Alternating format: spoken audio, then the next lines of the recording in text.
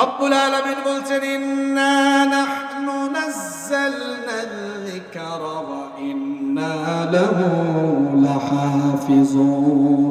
নিশ্চয়ই এই কোরআন নাজিল করেছি আমি, এর হেফাজতের সবটুকু দায়িত্ব নিয়েছি আমি। তাহলে যেই কোরআনের হেফাজতের দায়িত্ব আল্লাহর কাছে, সেই কোরআন আর কোরআনের আন্দোলনকে থামিয়ে দেওয়ার সাহস কারো আছে? সাহস কারো আছে? আল্লাহর দিনের আলো এটা এই লাইটগুলোর মতো লাইট হইলে নিভায় দেওয়া যাইতো। এটা হলো মোমবাতির আলোর মতো। এটা মোমবাতির আলো নয় যে ফু দিয়া নিভায় দিবেন। এটা ইলেকট্রিক্যাল লাইট নয় যে সুইচ বন্ধ করে আপনি নিভায় দিবেন। আল্লাহর দিনের আলোটা হলো এমন, এই আলোর সুইচটা আল্লাহ তার হাতে রেখেছেন। এই লাইটগুলো যদি বন্ধ করা দরকার হয় আমরা সুইচে গিয়ে টিপ মারবো। আল্লাহর দিনের আলো, কোরআনের আলো, এটা বন্ধ করতে হলে সুইচ টিপতে হবে। সুইচ আল্লাহ কারো হাতে দেন নাই, রেখে দিয়েছেন কার হাতে? রেখে দিয়েছেন কার হাতে? কোরআনের আওয়াজ, কোরআনের দাওয়াত, কোরআনের দাওয়াত থামানোর জন্য, দিন কায়েমের দাওয়াত থামানোর জন্য যুগে যুগে যারাই জুলুম নির্যাতনের স্টিমুলার চালিয়েছে, যারাই এই দাওয়াতকে বন্ধ করার জন্য এই সুইচকে বন্ধ করার চেষ্টা করেছে, যারাই হাত বাড়িয়েছে, ধ্বংসের অতল গহ্বরে তারা নিপতিত হয়েছে। জন্য হতাশ হবেন না আপনারা। জুলুম নির্যাতন বাড়লে হতাশ হওয়া যাবে না। শুনেন শুনেন শুনেন শুনেন শুনেন, অন্ধকার চিরকাল থাকে না, অন্ধকারের পর আলো উদ্ভাসিত হয়। রাতের অন্ধকার শেষ হয়ে যেমন সকালবেলা ভোরের আলো উদ্ভাসিত হয়, ঠিক তেমনি ভাবে ইসলামপন্থী কোরআনপন্থী লোকদের উপরে যে তমসাচ্ছন্ন অন্ধকার নেমে এসেছে, এই অন্ধকার থাকবে না। এর সুবহে সাদিক একদিন হবে ইনশাআল্লাহ। কোরআনের পক্ষে যে গণজোয়ার এই দেশে শুরু হয়েছে, এই গণজোয়ারকে রুখে দেওয়ার সাধ্য কারণে এই গণজোয়ার একদিন গণবিস্ফোরণে রূপান্তর হয়ে এই দেশে কোরআনের রাজ কায়েম হবেই হবেই হবে ইনশাআল্লাহ।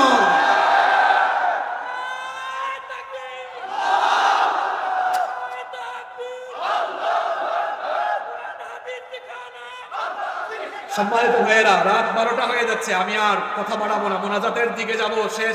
শেষ কথা বলছি শুনেন, শেষের দিকে যাচ্ছি শুনেন। এই কোরআনের আওয়াজকে থামানো যাবে? ফেরাউন আর নমরুদ এই দুনিয়ার বিখ্যাত লোক না কুখ্যাত লোক? এই দুনিয়ার কুখ্যাত কাফের ছিল এরা। এরা আল্লাহর দ্বীনের বিরুদ্ধে অনেক ধরনের পরিকল্পনা সাজিয়ে তাদের কর্মসূচি বাস্তবায়ন করার চেষ্টা চালিয়েছে। আল্লাহর জমিন থেকে তারা আল্লাহর দ্বীনকে কখনো মিটায় দিতে পারে? আল্লাহর জমিন থেকে আল্লাহর দ্বীনকে ফেরাউন নমরুদরা মিটিয়ে দিতে গিয়ে তারা যেমন স্বপ্নকে বাস্তবায়িত করতে পারে নাই, যেভাবে তারা ধ্বংস হয়ে দুনিয়া থেকে বিদায় নিয়েছে, ঠিক তেমনি ভাবে আল্লাহর জমিনে আল্লাহর দ্বীনের দায়ীদের উপরে নির্যাতন নিপীড়নের স্টিমুলার চালানোর পরে দিন কায়েমের এই আন্দোলনকে স্তব্ধ করা যাবে না, বরং যারাই চালাবে তারা একদিন নিঃশেষ হয়ে যাবে। আল্লাহ আমাদেরকে বুঝার তৌফিক দান করুন। কোরআন ছিল, কোরআন আছে, কোরআন থাকবে ইনশাআল্লাহ। কোরআন যেখানে শান্তি আছে সেখানে, কোরআন যেখানে আমরাও আছি সেখানে। এই কোরআন দিয়ে মসজিদ চালানো হয়, মসজিদে শান্তি কম না বেশি? স্লোগান দিয়ে না, কোরআন দিয়ে মসজিদ চালানো হয়, মসজিদে শান্তি কম না বেশি?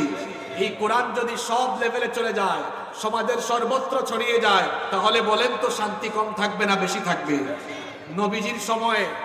নবীজির সময় আর আমাদের সময়ের পার্থক্য বলে আমি শেষ করছি। এই বসায় দেন, এটা শুনে যাও। কোথায় যাও তুমি? সবকিছু বুঝে ফেলছো? নবীজির সময়ে এই কোরআন মসজিদে ছিল, সমাজে ছিল না। আজকের মাহফিলে আসতে পেরে আপনারা খুশি না বেজার? আমি শুনলাম এখানে অনেক বছর পরে মাহফিল হয়েছে, এজন্য মানুষের মনে হয়তো আনন্দের জোয়ার বইছে। আলহামদুলিল্লাহ। এই মাহফিলগুলো ভালো না খারাপ? শুধু ভালো না অনেক ভালো? এই মাহফিলগুলো মুমিনদের হৃদয়ে হেদায়েতের আলো উদ্ভাসিত করার জন্য ভালো। এই মাহফিলগুলো পরিবারের জন্য ভালো। এই মাহফিলগুলো সমাজের জন্য ভালো। এই মাহফিলগুলো দেশের জন্য ভালো। এই মাহফিলগুলো পারিবারিক এবং সামাজিক অবক্ষয় থেকে মানুষকে সচেতন করে তুলছে। আমরা অনেকেই এই মাহফিলের গুরুত্ব বুঝি না। এই মাহফিলগুলো বাংলাদেশে বৃদ্ধি পাওয়ার কারণে যুবক তরুণদের মাদকাসক্তি কমে গিয়ে যুবক তরুণরা এখন সুপথে ফিরে এসেছে। মাদক এটা হলো একটা সমাজকে ধ্বংসের অনেক বড় হাতিয়ার। এই মাদককে নিয়ন্ত্রণ করার জন্য জনপ্রতিনিধিবৃন্দ, সরকার, প্রশাসন অনেক কাজ করছেন। এদেশের আলেমরাও কোরআন সুন্নাহর আলোকে কথা বলে জাতিকে সচেতন করছেন।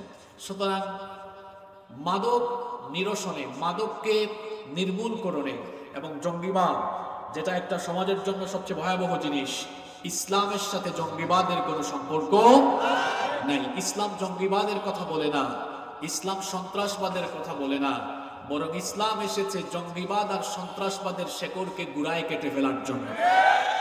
এজন্য ইসলামের সাথে জঙ্গিবাদের কোনো সম্পর্ক নাই, ইসলামের সাথে সন্ত্রাসবাদের কোনো সম্পর্ক। এই মাহফিলগুলো আমাদের সমাজ গঠনে কত ভূমিকা রাখছে দেখেন।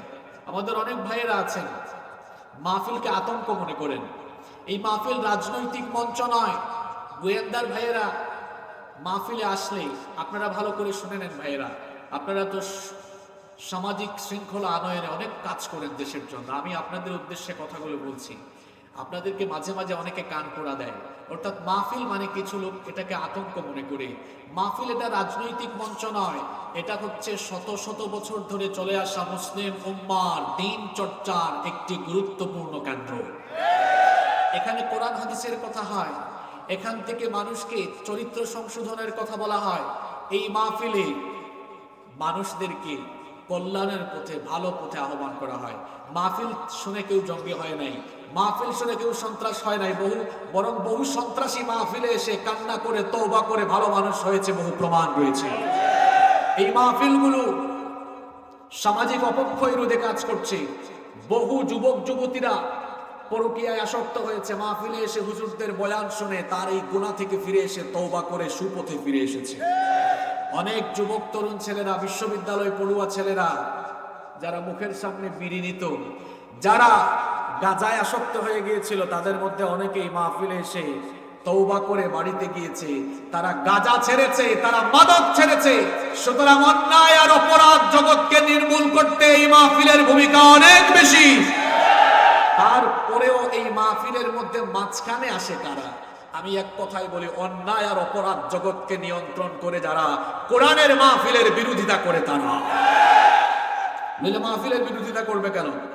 এখানে যদি একটানা 1 মাস ওয়াজ হয়, এই রংপুরের এই এলাকায়, তামপাট এলাকায় ওয়াজ করে না কাউকে ক্ষমতায় বসানো যাবে, না কাউরে ক্ষমতা থেকে নামানো যাবে।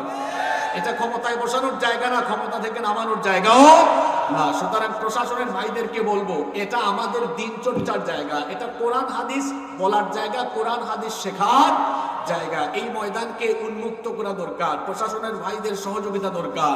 যদি এই সহযোগিতা পাওয়া যায়, সমাজ থেকে মাদক নির্মূল হবে, জঙ্গিবাদ নির্মূল হবে, অন্যায় আর অপরাধ জগৎ থেকে অনেক মানুষ সুপথে ফিরে আসবে ইনশাআল্লাহ।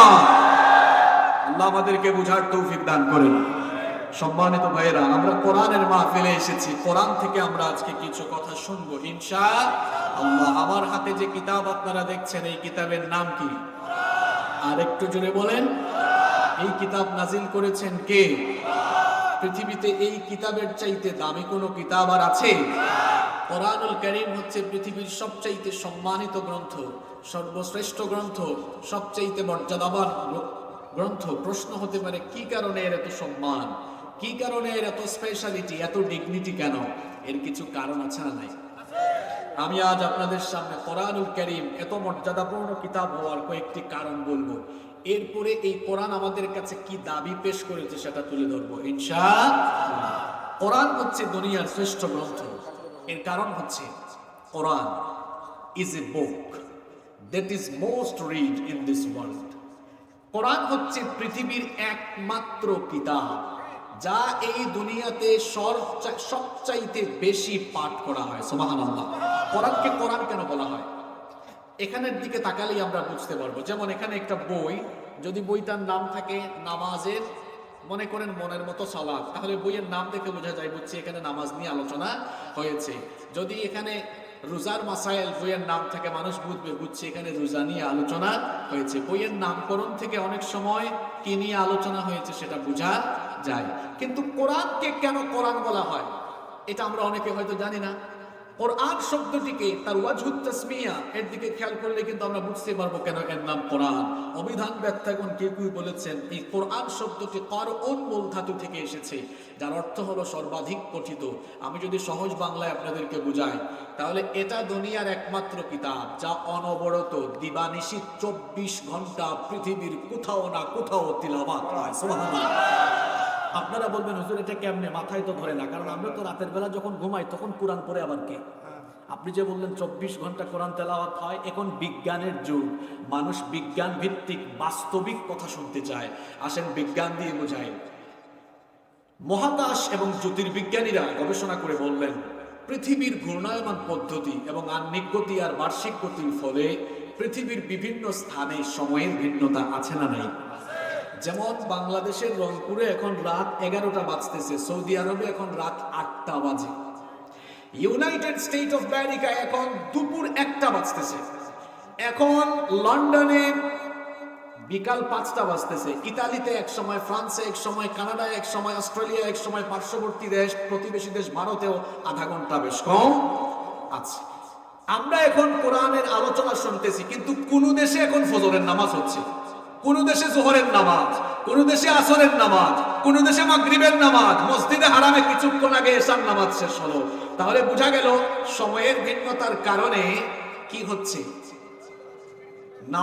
নামাজের সময়টা একরকম হয়। মহাকাশ বিজ্ঞানীরা অবাক হলেন, স্যাটেলাইটের এই যুগে তারা গবেষণা করে দেখলেন সময়ের এই তারতম্যের কারণে প্রত্যেক দিন, প্রতিটি ঘন্টার প্রতিটি মিনিটে দুনিয়ার কোথাও না কোথাও প্রতিটি সেকেন্ডেই আজান হয়। সুবহানাল্লাহ। আজান হলে মানুষ নামাজে দাঁড়ায়। এখন বলেন তো নামাজে দাঁড়ায় মানুষ কোন বই থেকে তেলাওয়াত শুরু করে? নাকি বুখারী শরীফ থেকে বলে? আল্লাহু আকবার। عن ابي هريره رضي الله عنه قال قال رسول الله صلى الله عليه وسلم। শুরু হয় কোন কিতাব থেকে? তাহলে বিজ্ঞানের গবেষণা বলছে 24 ঘন্টায় দুনিয়ার কোথাও না কোথাও আজান হয়, আর 24 ঘন্টায় পৃথিবীর কোথাও, এই পৃথিবীর কোনায় কানায় মুসলমান নামাজে দাঁড়ায়, তার মানে নামাজে তেলাওয়াত করে। তাহলে আমরা এই কথা বলতে পারি Quran is a book that is most read in this world। Quran হচ্ছে দুনিয়ার একমাত্র কিতাব যা দিবানিশি 24 ঘন্টা অনবরত তিলাওয়াত হয়। সুবহানাল্লাহ। আবার কোরআন এটা কেমন কিতাব জানেন? nobody has bothered to read or heard the holy book কোরআন। এই কোরআন যে পড়ে তারও খারাপ লাগে না, যে শুনে তারও খারাপ। আল্লাহর কিতাবে এই কোরআনের আকর্ষণটা কেমন দেখেন, কোরআনের তেলাওয়াতকারী যিনি, তার কোরআন তেলাওয়াত করতে খারাপ লাগে না, এমনকি যিনি কোরআন তেলাওয়াত শুনেন তারও কখনো খারাপ লাগে না। একটা গান যখন যুবক তরুণরা কিছুদিন পর বের হয়, ওই গানটা তারা কিছুদিন শুনে, মাঝখানে দেখলাম যুবকরা বাদাম বাদাম বলে পাগল হয়ে গেল, এরপরে কয়েকদিন পর বাদামের গান যুবকের কাছে পুরান হয়ে গেল।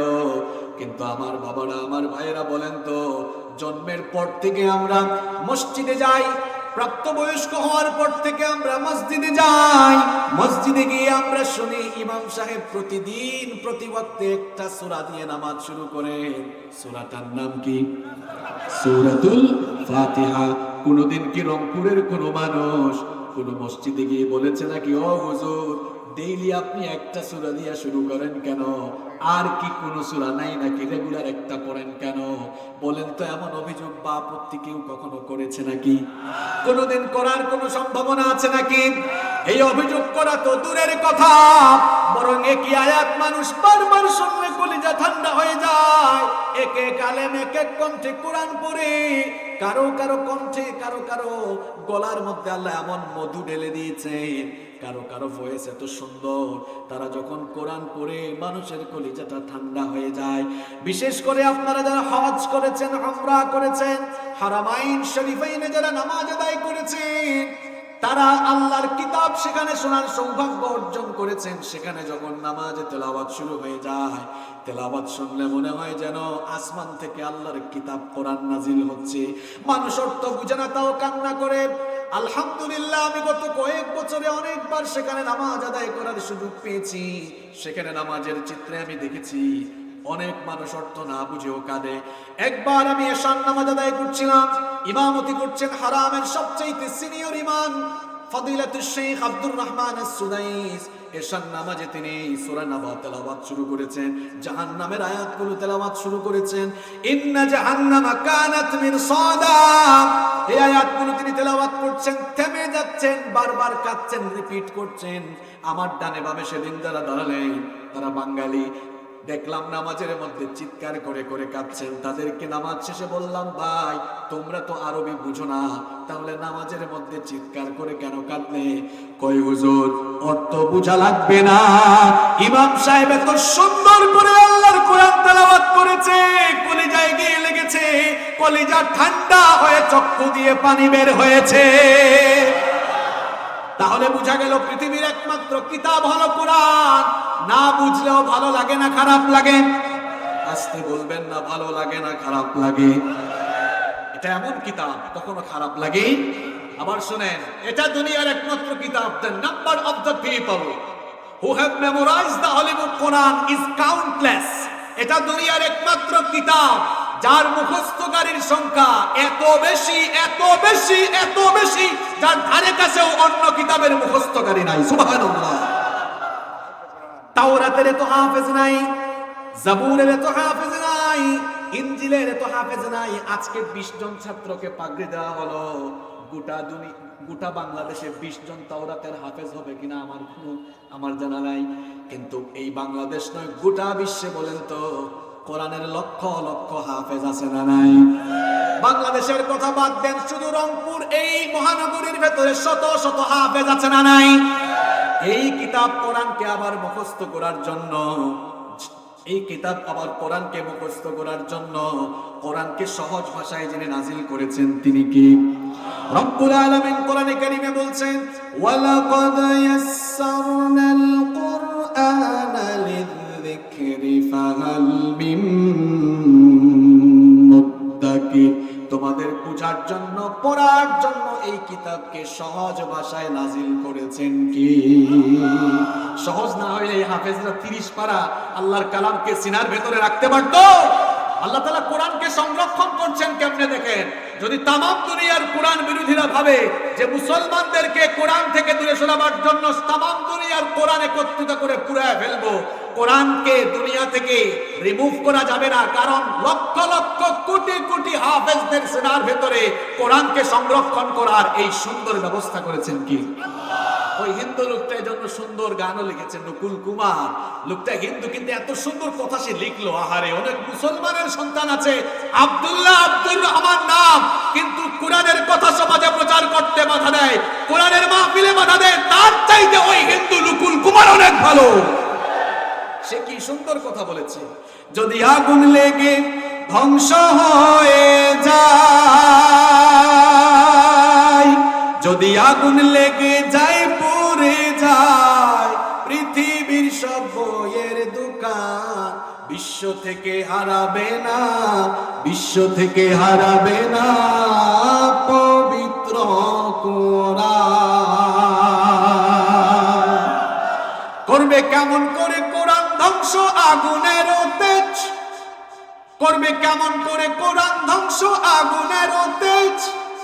আছে বিশ্ব ভরা অগণিত কোরআনে হাফেজ, তারা ছাপায় আসমানি গ্রন্থ, তারা ছাপায় আসমানি গ্রন্থ, বাঁচাবে কোরআনের মান, বিশ্ব থেকে হারাবে না, বিশ্ব থেকে হারাবে না পবিত্র কোরআন। কোরআন নাজিল হয়েছে কত হাজার বছর আগে? 1500 বছর আগে। কত হাজার বছর আগে?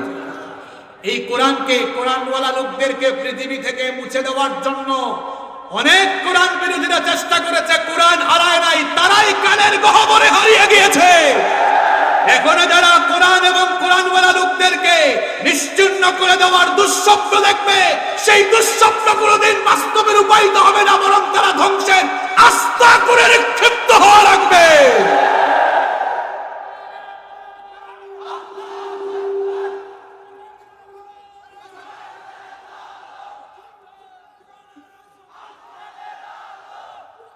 কোরআন কোরআন শ্রেষ্ঠ গ্রন্থ কেন? তিনটা পয়েন্ট বললাম। Number 4, 4 number, the entire Quran has been presented in poetic form.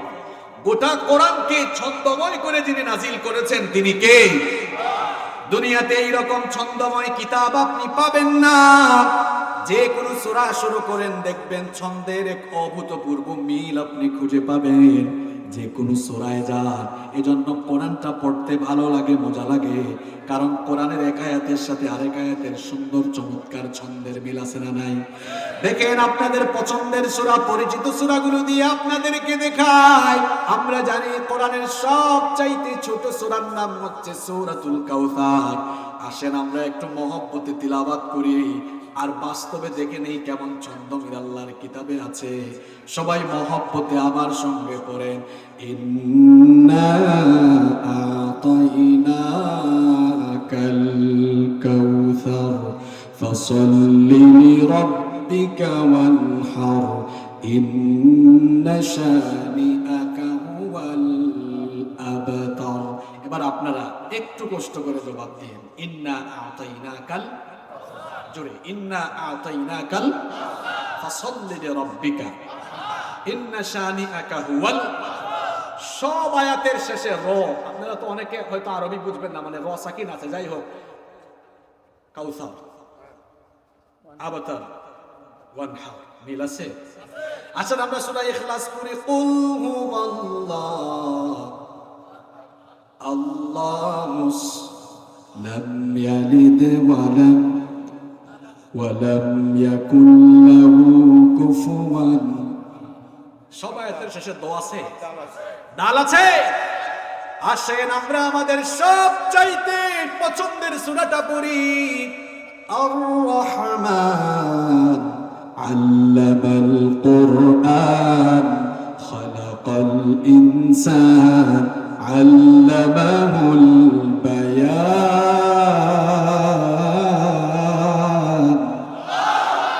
বলেন ছন্দ মিল আছে? আসেন আমরা আরেকটা সূরা পড়ি, কুল আউযু বিরাব্বিন নাস মালিকিন নাস ইলাহিন নাস মিন শাররিল ওয়াসওয়াসিল খান্নাস আল্লাযী ইউওয়াসওয়িসু ফী সুদুরিন নাস মিনাল জিন্নাতি ওয়ান নাস। সব আয়াতের শেষে সিন আছে তো? Keep in your mind, the entire Quran has been presented in poetic form. গোটা কোরআনকে এভাবেই আল্লাহ তাআলা ছন্দময় করে নাজিল করেছেন। অন্য কোন কিতাবে ততটা ছন্দময় নয় যতটা ছন্দময় আল্লাহর কিতাব কোরআন। সুবহানাল্লাহ। নিজেরা এখনো কোরআন শিখলেন না, মনে করছেন হুজুর এটা মুল্লাদের কিতাব, আমরা বিজ্ঞান মনস্ক মানুষ। Keep in your mind, there is no contradiction between the Holy Book, Quran and science. কোরআনের সাথে বিজ্ঞানের কোনো দ্বন্দ্ব নাই। আপনার বিজ্ঞান পুরান, আপনার বিজ্ঞানটা নতুন, আর কোরআনের তত্ত্ব অনেক অনেক আগের, অনেক পুরাতন। বিজ্ঞান যা জানছে এখন বা 200-300 বছর আগে, কোরআনটা বলেছে কত বছর আগে? আমি বিশ্ববিদ্যালয়ে অনার্স মাস্টার্স করেছি কোরআনিক সায়েন্স নিয়ে, এজন্য কোরআন বিজ্ঞান নিয়ে পড়াশোনা গবেষণার সুযোগ আমার হয়েছে, আলহামদুলিল্লাহ। আল্লাহর কিতাব কোরআনে 6000-এর বেশি আয়াত আছে। আপনারা জানলে অবাক হবেন, 1500 আয়াত শুধুমাত্র বিজ্ঞানের ব্যাপারে আছে। আল্লাহু আকবার। আমরা জানি না কেন জানেন? আমরা ভাবছি এটা মুল্লাদের কিতাব, এটা ঝাড়ফুকের কিতাব, এটা তাবিজের কিতাব। নো, এটা জ্ঞানের কিতাব, এটা নেতৃত্বের কিতাব।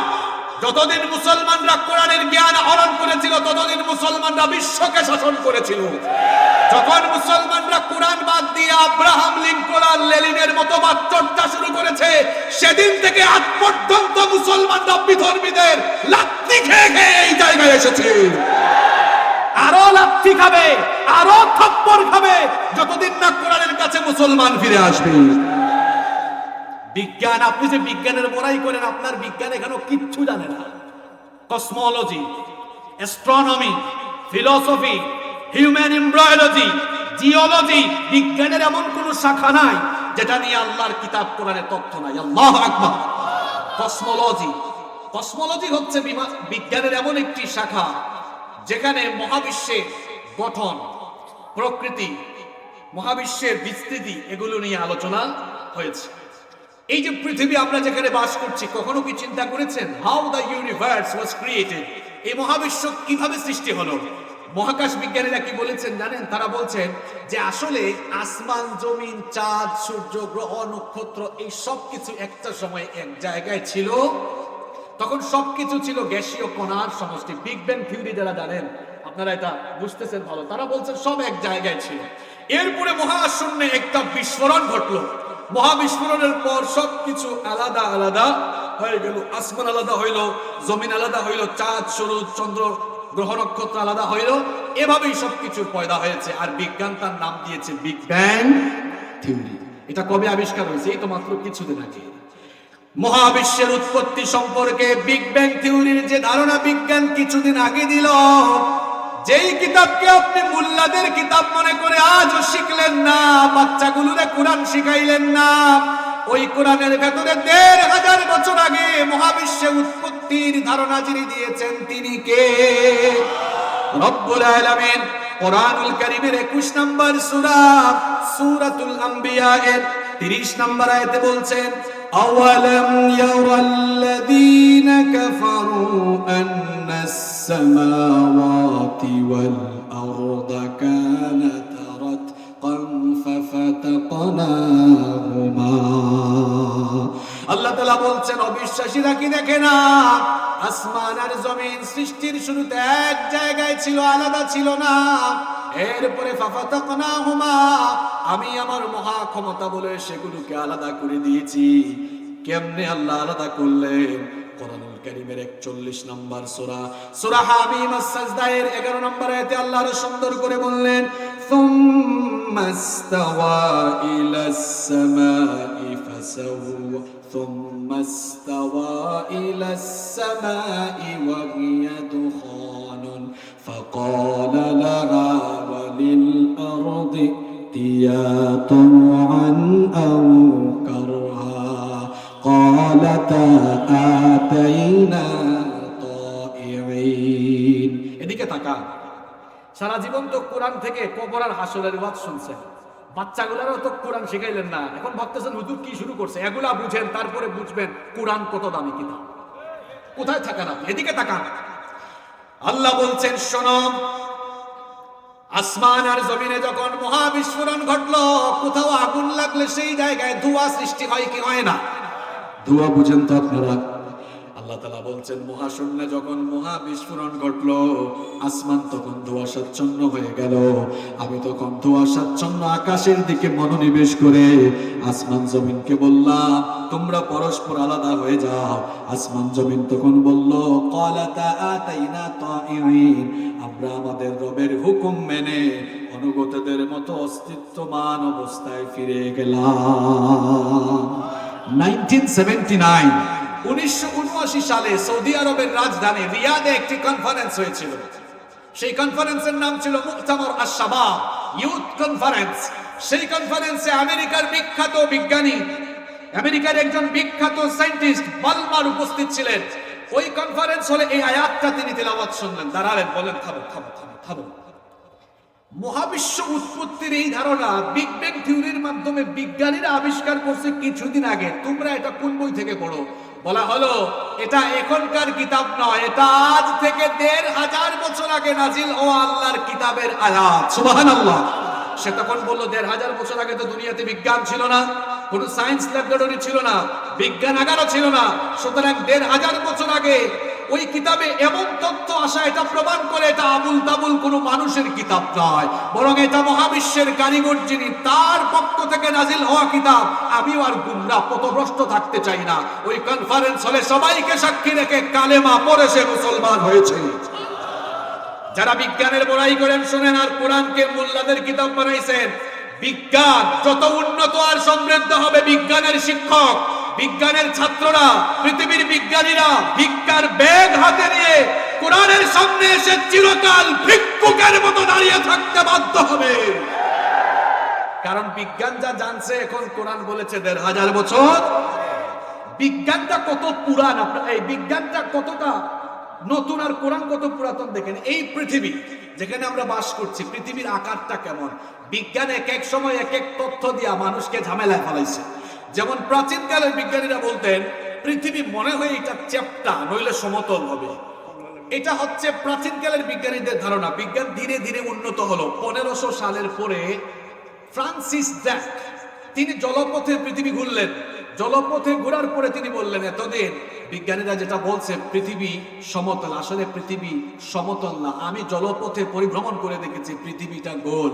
বিজ্ঞান কি 1500 সালের জায়গায় আছে না আরো উন্নত হয়েছে? এখন স্যাটেলাইটের যুগ, স্যাটেলাইটের যুগে আধুনিক বিজ্ঞান বলল পৃথিবী গোল, এই তথ্য ভুল। তাহলে পৃথিবীটা কেমন? এখনো ওই দেখছেন হুজুর কয়েকজন ডিম বলে কোন জায়গাতে পড়ে আছে? পৃথিবী কি গোল? কিসের মতো? কমলা লবিও না, ডিমের মতো। পৃথিবী কিসের মতো? পৃথিবী ডিম্বাকৃতির। বিজ্ঞান বলছে কিছুদিন আগে। এই কোরআনকে আপনারা মুল্লাদের কিতাব বানাইছেন, যার পুতের কিতাব অনেকে বলেন। দেখেন আল্লাহর কিতাব কতটা সায়েন্টিফিক। 1500 বছর আগে পৃথিবীর সেই প্রাকৃতির ব্যাপারে আল্লাহর কিতাবে আল্লাহ কি বললেন? আল্লাহ তাআলা বললেন ওয়াল আরদা বাদা যালিকা দাহাহা। আল্লাহু আকবার। ওলামায়ে কেরাম বসে আছেন যারা আরবি ভাষা ভালো জানেন, কামুস ডিকশনারি খুলে দেখবেন উট পাখির ডিমকে আরবিতে বলা হয় দাহা। আল্লাহ এই আয়াতে বলছেন আর আমি জমিনকে, পৃথিবীকে উট পাখির ডিমের মতো ডিম্বাকৃতির করে বানিয়েছি। আল্লাহু আকবার। তাহলে চিৎকার করে বলেন কোরআন আগে না বিজ্ঞান আগে? দেখেন কোরআনটা কত সায়েন্টিফিক। এই যে গিয়েই আমরা সামনে ভূত আসতেছে, ভূত দিয়ে মারবো ফিঙ্গারপ্রিন্ট, আঙ্গুলের ছাপ। আঙ্গুলের ছাপ মারেন না? জায়গা জমি দলিলে রেজিস্ট্রিতে গেলে মেয়র সাহেব ছাপ দেওয়া লাগে না? ছাপ দেওয়া লাগে। আমরা যখন দেশের বাইরে যাই ইমিগ্রেশনও ফিঙ্গারপ্রিন্ট দেওয়া লাগে, সিম কিনতে গেলেও ফিঙ্গারপ্রিন্ট দেওয়া লাগে। আমরা বাংলায় অনেকে বলি টিপসই আঙ্গুলের ছাপ। 1800 সাল, এখন তো 2022 সাল। 1800 সালের আগে পৃথিবীর মানুষ ফিঙ্গারপ্রিন্ট সম্পর্কে জানতোই না। 1800 সালের পরে ফিঙ্গারপ্রিন্ট আবিষ্কার হয়েছে। ব্রিটিশ বিজ্ঞানী উইলিয়াম হার্সাল ইংল্যান্ডে এটা আবিষ্কার করেছিলেন। তিনি হিউম্যান বডির উপরে রিসার্চ করে এই ফিঙ্গারপ্রিন্টের ধারণা দিলেন যে আমরা পৃথিবীতে যত মানুষ আছি একজনের আঙ্গুলের ছাপের সাথে আরেকজনের আঙ্গুলের ছাপের কোনো মিল। আমাদের হাতে আঙ্গুল আছে কয়টা? একটার সাথে আরেকটার ছাপের মিল আছে? মিল নাই। পাসপোর্ট অফিসে গেলে দেখবেন এজন্য কয় 10টাই মাল। পৃথিবীতে 700 কোটি মানুষ আছে, একজনের সাথে আরেকজনের ফিঙ্গারপ্রিন্টের কোনো মিল জানছি মাত্র 200-300 বছর আগে।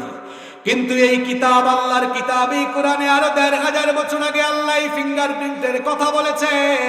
কোরআনুল কারীমের 75 নম্বর সূরা সূরাতুল কিয়ামা এর 3 এবং 4 নম্বর আয়াতে আল্লাহ তাআলা বললেন আয়াহসাবু আল্লান নাজমা ইযামা বালা কাদিরিনা আলা আন নুসাউইয়া বানানা। আল্লাহু আকবার। পৃথিবীতে কিছু সংশয়বাদী মানুষ আছে, তারা বলে আমরা যখন মরে যাব, কবরে যাওয়ার পরে আমাদের দেহ যখন মাটি খেয়ে ফেলবে, যখন হাড় গুড় সবকিছু ছিন্ন বিচ্ছিন্ন আলাদা হয়ে যাবে, কে আবার আমাদেরকে জিন্দা করবে? এই সকল সংশয়বাদীদের কথার জবাব দিতে গিয়ে আল্লাহ বললেন হে সংশয়বাদী লোকেরা শোনো, তোমার দেহের প্রতিটা অঙ্গ প্রত্যঙ্গ, হাড় গুড় মাংস আলাদা হয়ে গেলেও, ছিন্ন বিচ্ছিন্ন হয়ে গেলেও সেগুলোকেই কেবল আমি জোড়া লাগাবো না, বরং তার পাশাপাশি কি করব বান্দা শোনো, বালা কাদিরিনা আলা আন নুসাউইয়া বানানা, বরং তোমাদের প্রত্যেকের আঙ্গুলের হাতের এই যে মাথা, আঙ্গুলের মাথার ছাপ পর্যন্ত আমি আবার একত্রিত করব। আল্লাহু আকবার বলেন, আল্লাহু আকবার বলেন। তাইলে বলেন বিজ্ঞান আগে না কোরআন আগে? বিজ্ঞান আগে না কোরআন আগে? শিখছেন কি আগে? আমাকে জবাব দাও। পুলামাইয়ারে ছেলে মেয়েরে শিখাইছেন কি আগে? নিজের বিবেককে প্রশ্ন করুন। বিশ্ববিদ্যালয়ে পড়ে এমন ছেলেদেরকে বলি তুমি তো খুব সুন্দর ইংরেজিতে কথা বলতে পারো, do you know Quran? Do you recite the holy book Quran? No. এই ব্যর্থতা কার? এটা তার মা বাবার, কারণ তার মা বাপ তারে কোরআন শেখায় নাই। Keep in your mind, teach your children the holy book Quran. the Holy Book Quran will teach your children everything. আপনার সন্তানকে আগে কোরআন শিখান, দেখবেন কোরআন আপনার সন্তানকে গোটা পৃথিবীর জ্ঞান বিজ্ঞানের সাথে পরিচিত করে দিবে, ঠিক কি না? তবে আজকে একটা মনের কথা আপনাদেরকে বলি, কেউ রাগ করেন না। আমাদের দেশে ব্রিটিশরা যে পেস লাগাইয়া গেছে, এই পেস থেকে যতদিন আমরা ছুটবো না বিভক্তি কমবে না। ঠিক আগে আগে কইলেন কেন? আগে শোনেন তারপরে ঠিক করেন। ঠিক ঠিক বলা ফ্যাশন হয়ে গেছে এখন মাহফিলে। কি ঠিক? কিচ্ছু ঠিক না, এখনো শুনেন নাই। কেমন পেজ লাগাইছে দেখেন। স্কুলের মধ্যে করছে 3 গ্রুপ, সায়েন্স, আর্টস, কমার্স। মাদ্রাসায় করছে 2 গ্রুপ, কৌমি, আলিয়া। তাহলে 3 আর 2 হয়েছে কত? এক বাপের যদি 5 ছেলে থাকে আর 5 জন যদি 5 জায়গায় পড়ে, এক একটার চিন্তা হয় এক এক রকম, আর এক একজন এক এক রকম ভাবে থাকে, একজনের সাথে আরেকজনের দৃষ্টিভঙ্গি মিলে না, সবাই যার যার জায়গা থেকে কয় হামসে বড় কোন হে। হ্যাঁ, যে সায়েন্সে পড়েছে কয় আব্বা আপনার বাকি পুলাগুলারে, বাকি ছেলেগুলারে যে আপনি পড়াইছেন তো কিচ্ছু জানে না, আমি তো বিজ্ঞানের সব জানি। আর আর্টসে যে পড়ছে হে আরো ভাব নেই, আমি গভর্নমেন্ট জবে যাওয়ার অনেক সুযোগ আমার আছে। কমার্সে যে পড়ছে হে মনে করে ব্যবসা সব বুঝে ফেলছে। কৌমিতে যে পড়ছে হে মনে করে আমি আরবি সব জানি। আলিয়াতে যে পড়ছে হে বলতেছে এই যে কৌমিতে যে পড়ছে আর ওগুলা যে আছে স্কুলের গুলা শুধু দুনিয়া জানে, আখেরাত জানে না। কৌমিতে যেটা পড়ছে এইটা শুধু আরবি জানে, কিন্তু দুনিয়া জানে না। আমি আলী, আমি সব জানি। এই যে 5 জনের 5 রকম বক্তব্য, 5 জনের 5 রকম চেতনা তৈরি হয়েছে থেকে এই নানামুখী শিক্ষা ব্যবস্থার কারণে। এবার আমার কথা শোনেন, শিক্ষা ব্যবস্থা যতদিন না একমুখী হবে, বাংলাদেশের কথা আমি বলছি না, ভারতীয় উপমহাদেশের কিলাকিলি ততদিন দূর হবে না। এবার মন দিয়ে বাবারা 2টা মিনিট আমার কথা শুনুন, 2টা মিনিট শুনি। সবার মনোযোগ আছে তো? এমন হলে কেমন হতো, এমন হলে কেমন হতো, বিভিন্ন নানামুখী শিক্ষা থাকবে না। সমাজের এই বিভেদ দূর করার জন্য এবং একটি সুশিক্ষিত সুসভ্য চরিত্রবান জাতি গঠনের জন্য এটা আমার একটা প্রস্তাবনা। আমি এটা বাংলাদেশের বহু জায়গায় বলতেছি। মেয়র সাহেব আছেন, তিনি জনপ্রতিনিধি মানুষ, তিনিও শুনলে এটা ভালো হবে। দেখেন, যদি বিষয়টা এমন হতো, সাংবাদিক ভাইয়েরাও শোনেন, যদি এমন হতো একমুখী শিক্ষা, মনে করেন ক্লাস 1-এ যাওয়ার আগে রিসিপশন ক্লাস আছে না, যেগুলোকে নার্সারি প্লে বলে, তো এখানে যাওয়া আসা করবেন, সেখানে কায়দা সিফারা বা যেটাকে আমরা নাজেরা বলি, নাজেরা সে পড়লো। এবার ইয়ার 1 বা স্ট্যান্ডার্ড 1 বা ক্লাস 1 বা আসসানাতুল উলা বা আসসাফুল উলা, যেটাই নাম আমরা আরবিতে ইংরেজিতে যেভাবে দিলাম, ক্লাস 1-2-তে সরকার কর্তৃক প্রণীত পাঠ্যসূচি এটা থাকবে, কারণ এটা সরকারের প্রণীত। বাংলা, ইংরেজি, সমাজ ইত্যাদি ইত্যাদি যে সাবজেক্ট আছে সেগুলো থাকবে। আমাদের বাচ্চাগুলো যেন তারা যেন সুসভ্য হয়। যদি ক্লাস 1 থেকে একটু কোরআনের বই রাখা যায়, হাদিসের বই রাখা যায়, একটু দোয়া শিখবে, মাসলা মাসাইল শিখবে।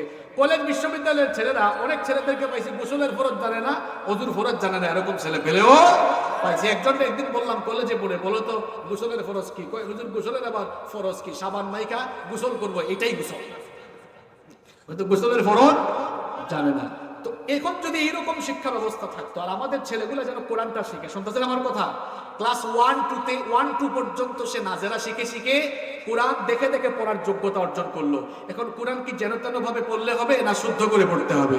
আল্লাহ বলেছেন ওয়ারাত্তিলিল কুরআনা তারতিলা, শুদ্ধ করে তারতিল তাজবিদের সাথে পড়তে হবে। এখন আমরা সিলেবাসে যদি এটা রেখে দেই যে ক্লাস 3 আর 4-এ তাজবিদ শিখবে, তাজবিদ সহকারে বিশুদ্ধ করে আবার কোরআন সেখানে শেখানো হবে, তাহলে ক্লাস 4 পর্যন্ত এটা থাকলো। এবার আমার কথা শোনেন, যুবকরা শোনেন, ক্লাস 5 থেকে ক্লাস 10 পর্যন্ত, মেট্রিক পর্যন্ত কয় ক্লাস? আরে ভাই জুড়ে বলেন, 5 ক্লাস কেমনে? বিসিএস কেদার কেমনে হইবেন? আপনারা তো হিসাবও জানেন না। 6 ক্লাস, ঠিক বলছে। ক্লাস 5 থেকে ক্লাস 10 মেট্রিক পর্যন্ত 6 ক্লাস না? ইন্টারমিডিয়েট বা আলিম আরো 2 ক্লাস, 6 আর 2 কত হইল? 8। অনার্স আরো কয় বছর? 6 আর 4 কত হইল? 10, তাই না? সরি, 8 আর 4 কত হইল? হিসাবে পেস লাগছে। আবার বলে ক্লাস 5 থেকে মেট্রিক 6, ইন্টারমিডিয়েট 2, 8 আর অনার্সের 4 কত হইল? 12 আর মাস্টার্সের 2 কত হইল? 14। কোরআনে পারা আছে কয়টা? কথা বলছেন না কেন? 14 দ্বিগুণে কত হয়? হাফেজি মাদ্রাসার হুজুররা রাগ করেন না, শুধু এই হাফেজি মাদ্রাসায় হাফেজ হবে কেন? সবাই একটু একটু হাফেজ হলে ভালো না? 14 দ্বিগুণে 28।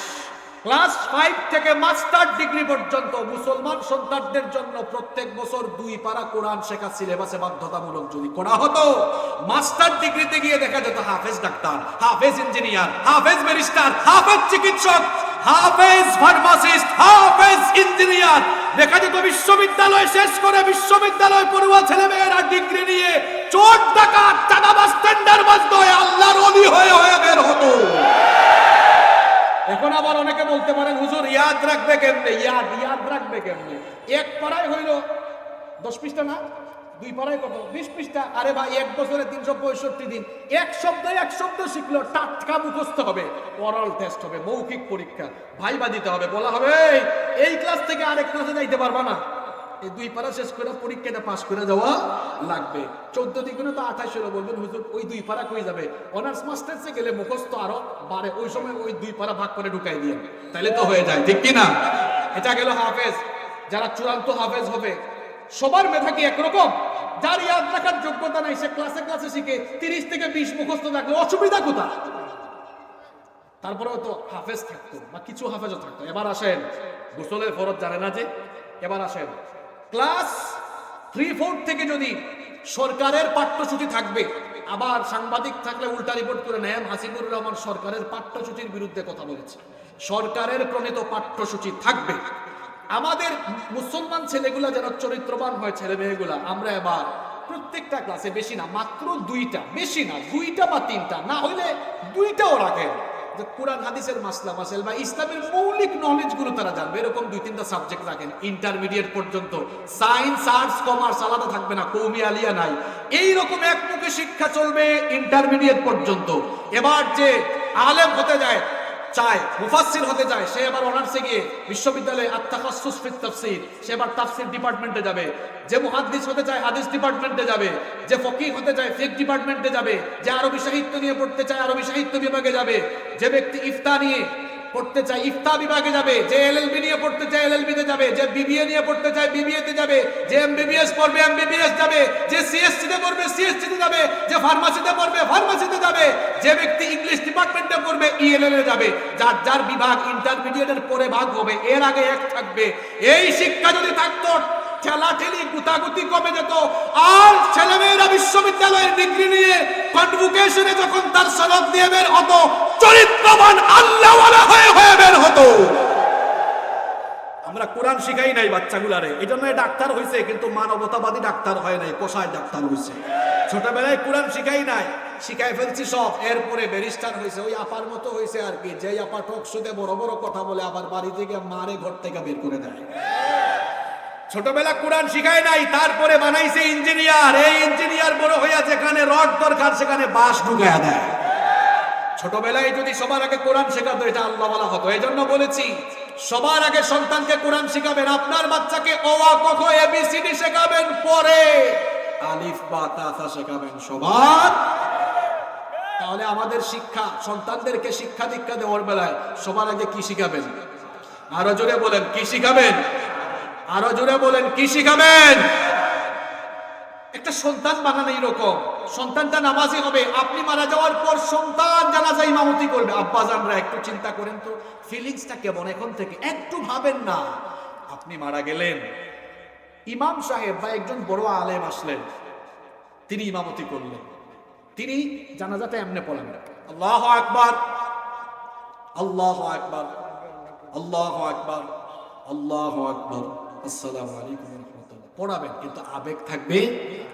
এবার হুজুরের বিপরীতে নিজের ছেলে, আরে তাকবীরটা দেওয়ার আগেই তো কলিজা ফাটবে, চক্ষু দিয়ে শুধু পানি বের হবে। প্রতিটা তাকবীর দিবে কলিজাটা দুমড়ে মুচড়ে উঠবে। সালাম ফেরানোর আগ পর্যন্ত জানাজার নামাজে কেঁদে কেঁদে অবস্থা খারাপ হয়ে যাবে। নিজের ছেলে তার বাপের জানাজা পড়ছে, এটাই তো জীবনের সফলতা। It's called success. কেন এটাকে সফলতা বললাম জীবনের জানেন? আপনার ছেলে জানাজা ইমামতি করছে, আপনার ছেলেকে এমন ছেলে বানাইছেন, এটা কোরআনওয়ালা ছেলে, নেককার ছেলে। ছেলেটা লাশ সামনে রাইখা, বাপের ছেলে বাপের লাশ সামনে রাইখা ছেলেটা এবার চোখের পানি ছাড়ছে। আল্লাহ সহ্য করতেছেন না, ফেরেশতাদেরকে ডেকে বলেন আমার এই গুলামের ছেলেকে নেককার ছেলে বানাইছে, তার ছেলেটা দেখোস না, চোখ দিয়ে শুধু পানি ফেলাইতেছে, পানি ফেলাইতেছে, এই পানি সহ্য হচ্ছে না, এই পানি নাকের ডগায় আসার আগে এই পানি দিয়ে আল্লাহ আপনার কবরের জাহান্নামের আগুনকে চিরতরে আল্লাহ নিভায়া দিবে। সারা দুনিয়ার পানি দিয়ে কবরে জাহান্নামের আগুন নেভানো যায়? সন্তানের চোখের পানির পাওয়ার কত দাম! এটা যখন বেয়ে বেয়ে গড়িয়ে গড়িয়ে পড়বে, নাকের ডগায় আসার আগে জাহান্নামের আগুন নিভাইয়া দিবেন কে? সন্তানগুলার এর জন্য কি বানাবেন? সবাইকে আলেম বানালে ডাক্তার ইঞ্জিনিয়ার হবে কি? ডাক্তার ইঞ্জিনিয়ার বানান, ছেলে মেয়ে একাধিক থাকলে একটাকে আলেম বানান। তবে ডাক্তার ইঞ্জিনিয়ার ওটারে বানান ঠিক আছে, কিন্তু ডাক্তার ইঞ্জিনিয়ার বানানোর আগে এর আগে কি শিখাইতে হবে? আগে কি শিখাইতে হবে? আমার ভাবি আর না, এটা মোল্লাদের কিতাব। বললামই তো, কোরআনের সাথে বিজ্ঞানের কোনো দ্বন্দ্ব নাই, বরং কোরআনটা পুরাপুরি বিজ্ঞানময় গ্রন্থ। বলেছেন কে? নাম্বার 6, কোরআন হচ্ছে এমন একটি বুক, এমন একটি কিতাব, এই কিতাবের ভেতরে কোনো ভুল ভ্রান্তি আছে নাকি? যে কোনো বই আপনারা হাতে নিবেন, দেখবেন বইয়ের লেখক যিনি, শুরুতেই তিনি তার ব্যর্থতার কথা বলেন তিনি আমি লিখতে গিয়ে অথবা প্রিন্টিং হতে গিয়ে যদি কোনো মিস্টেক হয় আমাদেরকে জানাবেন, পরবর্তীতে সংশোধনী দিব। বলেন তো আল্লাহ কোরআনের শুরুতে কি বলছেন? ও রংপুরের আমার বান্দারা, কোরআন পড়তে গিয়া ভুল টুল পাইলে আমারে তোমরা জানাইও, এমন কথা বলেছেন নাকি? বরং আল্লাহ শুরুতেই বলেছেন কি আর ভুল হবে, শুরুতে আল্লাহ আগে প্রশংসা করলেন, আলহামদুলিল্লাহি রাব্বিল আলামিন। জানেন না আপনারা? তাহলে জবানটা খোলেন আর পড়েন আলহামদুলিল্লাহি রাব্বিল আলামিন। আল্লাহ বললেন ভুল হওয়া তো দূরের কথা, বরং ভুল আর দুর্বলতা থেকে মুক্ত যিনি, সেই রব তার নিজের কুদরতের প্রশংসা করে কিতাব শুরু করেছে। এরপরের সূরাতে এসে বললেন যালিকাল কিতাব লা রাইবা ফি, this is the book, the most authentic and original book in this world, whereof there is no doubt about it, and it's a guidance for those who are muttaqin। এমন কিতাব দিয়েছি তোমাদেরকে, ভুল আছে, সন্দেহ আছে, এ ব্যাপারেও সন্দেহ করা যায় না। আল্লাহু আকবার। এই কিতাবের ভুল ধরার জন্য যারা চেষ্টা করেছে তারা নিজেদের জীবনের ভুল খুঁজে পেয়েছে। ফেরাউনের মরদেহ নিয়ে গবেষণা করতে গিয়ে ডক্টর মরিস বুকাইলি সে তার জীবনের ভুল খুঁজে পেয়েছে।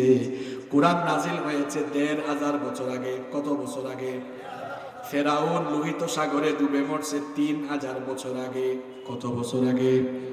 প্রায় ৩০০০ বছর আগের ঘটনা ১৫০০ বছর আগে নাজিল হওয়া কিতাবের ভেতরে দিয়েছেন কে? ডক্টর মরিস বুকাইলিকে কেউ একজন এসে বলল, এর আগের একটা ঘটনা আছে, ঘটনাটা বলি। ফ্রান্সের বিখ্যাত সার্জন ডক্টর মরিস বুকাইলি, তিনি ফেরাউনের মরদেহ নিয়ে প্রত্নতাত্ত্বিক গবেষণা করেছিলেন। ফ্রান্সের সরকার মিশরের সরকারের কাছে চিঠি পাঠিয়েছিল। ৮০ দশকের শেষ দিকে এই ঘটনাটা ঘটছে। ৮০ দশকের শেষ দিকে ফ্রান্সের সরকার মিশরের সরকারকে চিঠি পাঠাইছিল যে ফেরাউনের মরদেহটা একটু পাঠান, এটা একটু আমরা গবেষণা করব। মিশরের সরকার রাজি হয়ে পাঠাইছিল। পাঠানোর পরে প্যারিস বিমানবন্দরে ফেরাউনের মরদেহকে একদম গার্ড অফ অনার দিয়ে রিসিভ করা হয়েছিল। আর প্রত্নতাত্ত্বিক গবেষণার জন্য মেডিকেল টিমের প্রধান ছিলেন প্রফেসর ডক্টর মরিস বুকাইলি। এবার তার প্রত্নতাত্ত্বিক গবেষণা শুরু হলো। মরিস বুকাইলি মেডিকেল টিমের প্রধান। গবেষণা করতে গিয়ে তারা দেখলো ফেরাউনের লাশের মধ্যে, তার দেহের মধ্যে লবণের কিছু অংশ তারা পাইছে।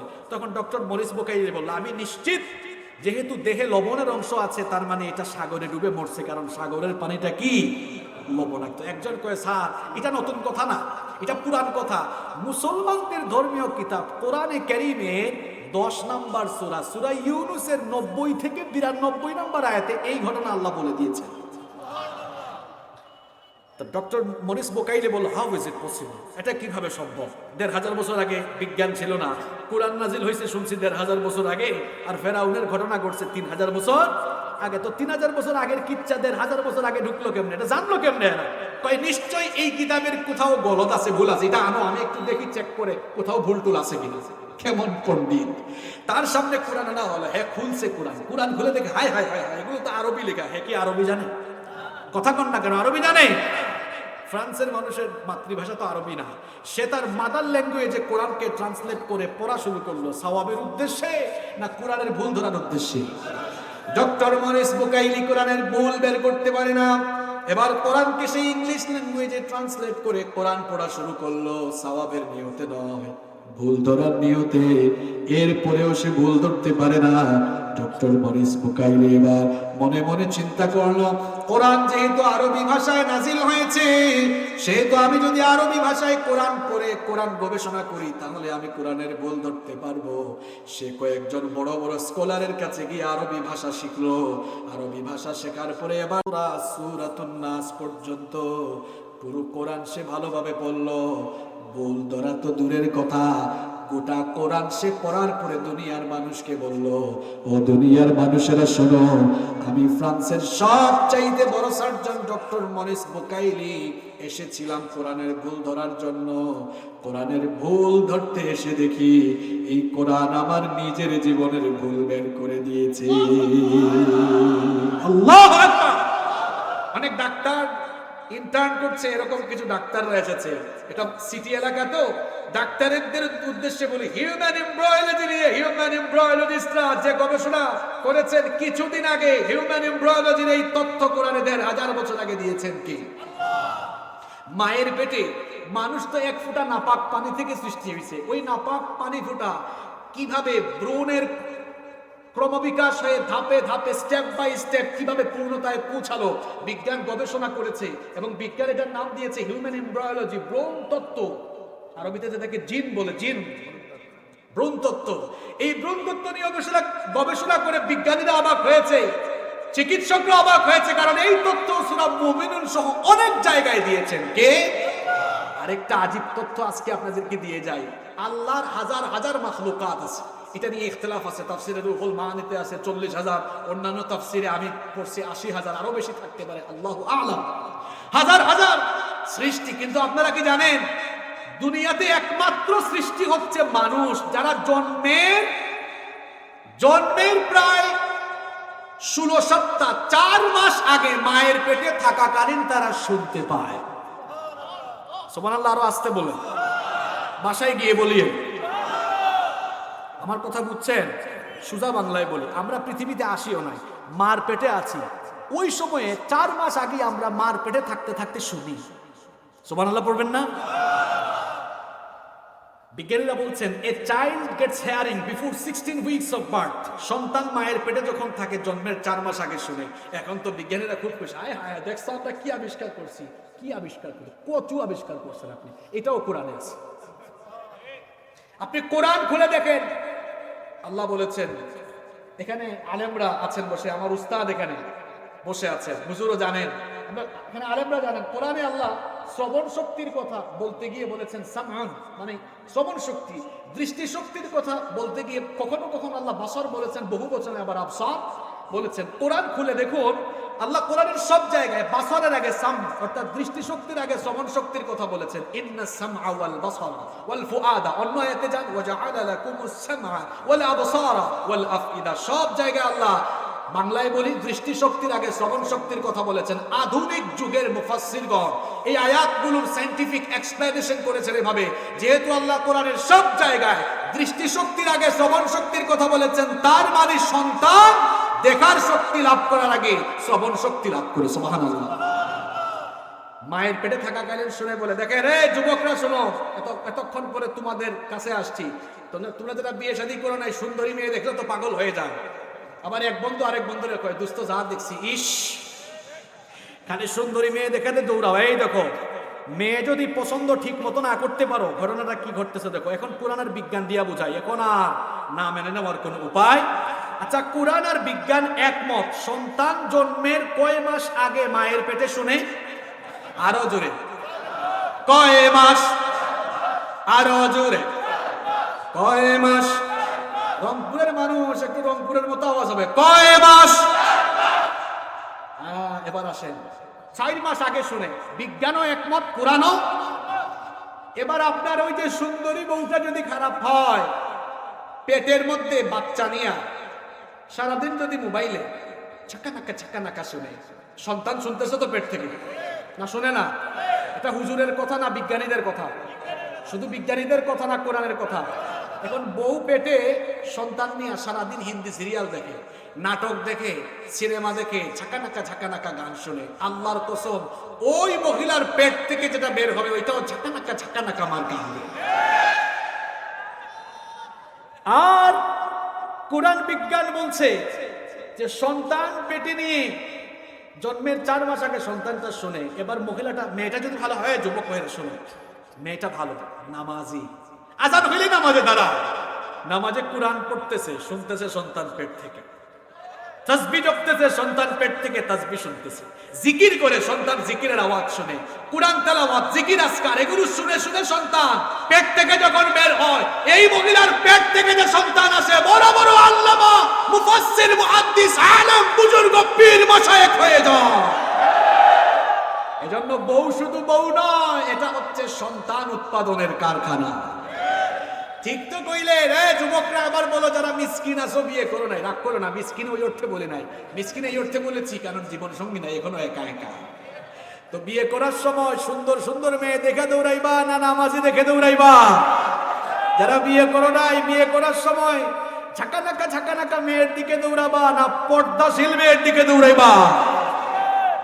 আর আব্বাজানরা আপনারা কি করবেন? আপনারা মেয়ে বিয়ে দেওয়ার সময় ঝাঁকানাকা ছেলের কাছে দিবেন, তাই তো? মেয়ে বিয়ে দেওয়ার সময় আল্লাহর নবী বলেছেন ছেলেরা বিয়ের সময় কি দেখো, তুনকাহুল মারআতু লিআরবা, লিমালিহা ওয়া লিহাসবিহা ওয়া লিজামালিহা ওয়া লিদীনিহা। আল্লাহর নবী বলেছেন তার বংশ পরিচয় দেখো, তার সম্পদ দেখো, রূপ দেখো, দিনদারিতা দেখো, তবে ফাজফর বিদাতিদ দীনি তারিবাত ইয়াদাক, সবার উপরে দিনদারিতাকে প্রাধান্য দাও। কারণ একটা মেয়ে সুন্দরী, রূপসী, বাবার টাকা আছে, পয়সা আছে, ক্ষমতা আছে, সব আছে, নামাজ নাই, রোজা নাই, ওই মেয়ের মধ্যে পর্দা নাই, এই মহিলাকে বিয়ে করলে ঘরের মধ্যে জাহান্নামের আগুন জ্বলে উঠবে। মেয়ে দেখতে সুন্দরী না, বাপের টাকা নাই, ক্ষমতা নাই, পয়সা নাই, মেয়ে নামাজি, দিনদার, পরহেজগার, পর্দাশীল, এই মেয়েকে বিয়ে করলে ঘর জান্নাতের রঙে রঙিন হয়ে যাবে। আব্বাজানরা মেয়ে বিয়ে দেওয়ার সময় কি করেন? কয় রংপুর শহরে বাড়ি আছে নি আমার জামাই, গাড়ি আছে নাকি, ক্ষমতা পত্র আছে নাকি? ছেলের দিনদারিতা না দেখে, শুধু গাড়ি বাড়ি দেখে মেয়ে বিয়ে দিবেন, এই মেয়ের কপাল পুড়ে ছাই হয়ে যাবে।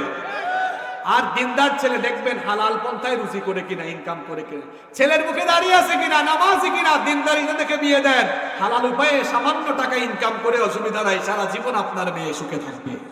আর ছেলে মেয়েদের বিয়েটা সহজ করে দেন। বিয়েটাকে আপনারা যে কঠিন বানাইছেন, এই ছেলেগুলা বিয়ে করতে পারতেছে না অনার্স মাস্টার শেষ করে, কারণ বিয়ে করতে নাকি 10-12 লাখ টাকা লাগে। এই জন্য জেনার দিকে চলে যাচ্ছে। বিয়েকে সহজ করলে জেনার দরজা চিরতরে বন্ধ হয়ে যাবে, ঠিক কিনা? যুবকরা যৌতুক নিয়েও বিয়ে করা যাবে। অনেকে আছে বিয়ে করার সময় চায়, আবার বিয়ে হিসাবগুলো টেকনিক করে চায়, তাই এইসব কিছু দিন না, আপনার মেয়ে তো আপনার যেমন চাই খুশি হয়ে দিয়ে দিন, না দিলে আবার দিলা না কেন? কুকুরের পায়খানা খাওয়া কি?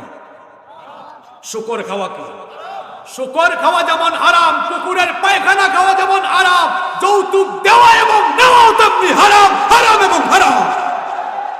যুবকরা বিয়ের সময় ছোট লোক হইয়া যৌতুক নিয়ে বিয়ে করবা না যৌতুক ছাড়া বিয়ে করবা? কারা কারা রাজি একটু দেখাই তো, হাত তুলে। ও মা, বিয়াইতের ওদিকে হাত তুলছে নাকি আবার কাম করবো নাকি? ভাবিরাও মনে হয় আসছে, মাহফিলে খবর আছে আজকে বাড়িতে যা। আব্বাজানরা যাদের ছেলে মেয়ে আছে বিয়ের সময় যৌতুক দিবেন, যৌতুক নিবেন। হুজুর দেখছেন অবস্থা ছোট হয়েছে, যৌতুক দিবেন। মেয়র সাহেব আছেন, তিনি যৌতুক বিরোধী অনেক সমাবেশে বক্তৃতা করেন। তো মেয়র সাহেবকে সামনে রেখে সবাই বলেন যৌতুক দিবেন। আওয়াজ হয় নাই। যৌতুক দিব, যৌতুক দিব, যৌতুক নিব, মাদক গ্রহণ করব, মা বাবার খেদমত করব। হ্যাঁ, করবেন তো? আল্লাহ তৌফিক দান করেন। এরপরে দেখেন কোরআন, এটা এমন এক কিতাব, it's quite impossible to make a book like হাদি কোরআন। কোরআনের মতো কোরআন বানানো কি সম্ভব? কেউ কি কোরআনের মতো কোরআন বানাইতে পারবে? যে বানাইতে গেছে সে ধরা খাইছে। একটা কিচ্ছা আমার মনে পড়ছে, বলবো। মুসাইলামার নাম শুনছেন আপনারা? সে কি কাযযাব, ভণ্ড নবী, যে নবী বলে দাবি করেছে আমার নবীর পরে দুনিয়াতে কি আর কোনো নবী আসবে? আসবে না। মুসাইলামা বলল আমি তো নবী হইয়া গেছি। লোকেরা বলল মুসাইলামা তুমি তো নবী হইছো, তো নবী হইলে তোমার কাছে জিবরিল আসে না কেন? দেখা সাক্ষাৎ হয় না কেন? এই শয়তানটা কায়দা করে জবাব দিছে, দেখো আমি তো মাত্র নবী হইছি, নতুন নবী হইছি, কয়েকদিন সময় লাগবে, জিবরিল আমার কাছেও আসবে। কিছুদিন পর লোকজনকে ডেকে বলছে, গত রাতেই জিবরিল আসছিলেন আমার কাছে। কয় তাই নাকি? হ্যাঁ আসছে। তো কোন সূরা নাজিল হয়েছে? হয়েছে কোন সূরা? সূরা ফিল। কোরআনেও একটা ফিল আছে, ওই ফিল না। তো মানুষ বলল ঠিক আছে একটু শোনাও তো। হে নবী যে কায়দার সূরাও শোনাইছে। এবার তেলাওয়াত শুরু করেছে, আল ফিল মাল ফিল ওয়া মা আদরাকা মাল ফিল লাহু যানাবু ওয়া বিল ওয়া লাহু খুরতুমুন তাওয়িল। আরবি যারা বুঝেন তারা তো বুঝেই ফেলছেন, অর্থটা দেখেন। আল ফিল হাতি, এলিফ্যান্ট। মাল ফিল হাতি কি? ওয়া মা আদরাকা মাল ফিল। আচ্ছা হাতি কি? মানে হাতির ডেফিনেশন চলছে, পরিচয় দেওয়া হচ্ছে। আবার লাহু যানাবু ওয়া বিল, তার লেজ আছে। ওয়া লাহু খুরতুমুন তাওয়িল, লম্বা একটা সূরও আছে। জনগণ বলল, এ মুসাইলামা, তুই যে একটা মিথ্যাবাদী, ধোঁকাবাজ, ভণ্ড, প্রতারক, এটা প্রমাণ হওয়ার জন্য তোর মুখ থেকে বের হয় এই সূরাটাই যথেষ্ট। কোরআনের মতো কোরআন দুনিয়াতে কেউ বানাতে পারবে? এই কোরআন হেফাজত করছেন কে? রব্বুল আলামিন বলছেন, ইন্না নাহনু নাযালনা যিকরা ওয়া ইন্না লাহু লাহাফিজুন। নিশ্চয়ই এই কোরআন নাজিল করেছি আমি, এর হেফাজতের সবটুকু দায়িত্ব নিয়েছি আমি। তাহলে যেই কোরআনের হেফাজতের দায়িত্ব আল্লাহর কাছে, সেই কোরআন আর কোরআনের আন্দোলনকে থামিয়ে দেওয়ার সাহস কারো আছে? সাহস কারো আছে? আল্লাহর দিনের আলো, এটা এই লাইট গুলোর মতো লাইট হইলে নিভাইয়া দেওয়া যাইতো। এটা হলো মোমবাতির আলোর মতো। এটা মোমবাতির আলো নয় যে ফু দিয়া নিভাই দিবেন। এটা ইলেকট্রিক্যাল লাইট নয় যে সুইচ বন্ধ করে আপনি নিভাই দিবেন। আল্লাহর দিনের আলোটা হলো এমন, এই আলোর সুইচটা আল্লাহ তার হাতে রেখেছেন। এই লাইট গুলো যদি বন্ধ করা দরকার হয়, আমরা সুইচে গিয়ে টিপ মারবো। আল্লাহর দিনের আলো, কোরআনের আলো, এটা বন্ধ করতে হলে সুইচ টিপতে হবে। সুইচ আল্লাহ কারো হাতে দেন নাই, রেখে দিয়েছেন কার হাতে? রেখে দিয়েছেন কার হাতে? কোরআনের আওয়াজ, কোরআনের দাওয়াত, কোরআনের দাওয়াত থামানোর জন্য, দিন কায়েমের দাওয়াত থামানোর জন্য যুগে যুগে যারাই জুলুম নির্যাতনের ইস্তেমরুলার জানিয়েছে, যারাই এই দাওয়াতকে বন্ধ করার জন্য, এই সুইচকে বন্ধ করার চেষ্টা করেছে, যারাই হাত বাড়িয়েছে, ধ্বংসের অতল গহ্বরে তারা নিপতিত হয়েছে। জন্য হতাশ হবেন না আপনারা। জুলুম নির্যাতন বাড়লে হতাশ হওয়া যাবে না। শুনেন শুনেন শুনেন শুনেন শুনেন, অন্ধকার চিরকাল থাকে না, অন্ধকারের পর আলো উদ্ভাসিত হয়। রাতের অন্ধকার শেষ হয়ে যেমন সকালবেলা ভোরের আলো উদ্ভাসিত হয়, ঠিক তেমনি ভাবে ইসলামপন্থী, কোরআনপন্থী লোকদের উপরে যে তমসাচ্ছন্ন অন্ধকার নেমে এসেছে, এই অন্ধকার থাকবে না। এর সুবহে সাদিক একদিন হবে ইনশাআল্লাহ। কোরআনের পক্ষে যে গণজোয়ার এই দেশে শুরু হয়েছে, এই গণজোয়ারকে রুখে দেওয়ার সাধ্য কারণে এই গণজোয়ার একদিন গণবিস্ফোরণে রূপান্তর হয়ে এই দেশে কোরআনের রাজ কায়েম হবেই হবেই হবে ইনশাআল্লাহ।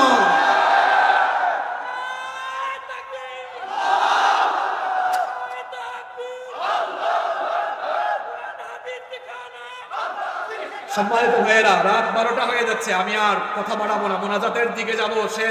শেষ কথা বলছি, শুনেন, শেষের দিকে যাচ্ছি, শুনেন। এই কোরআনের আওয়াজকে থামানো যাবে?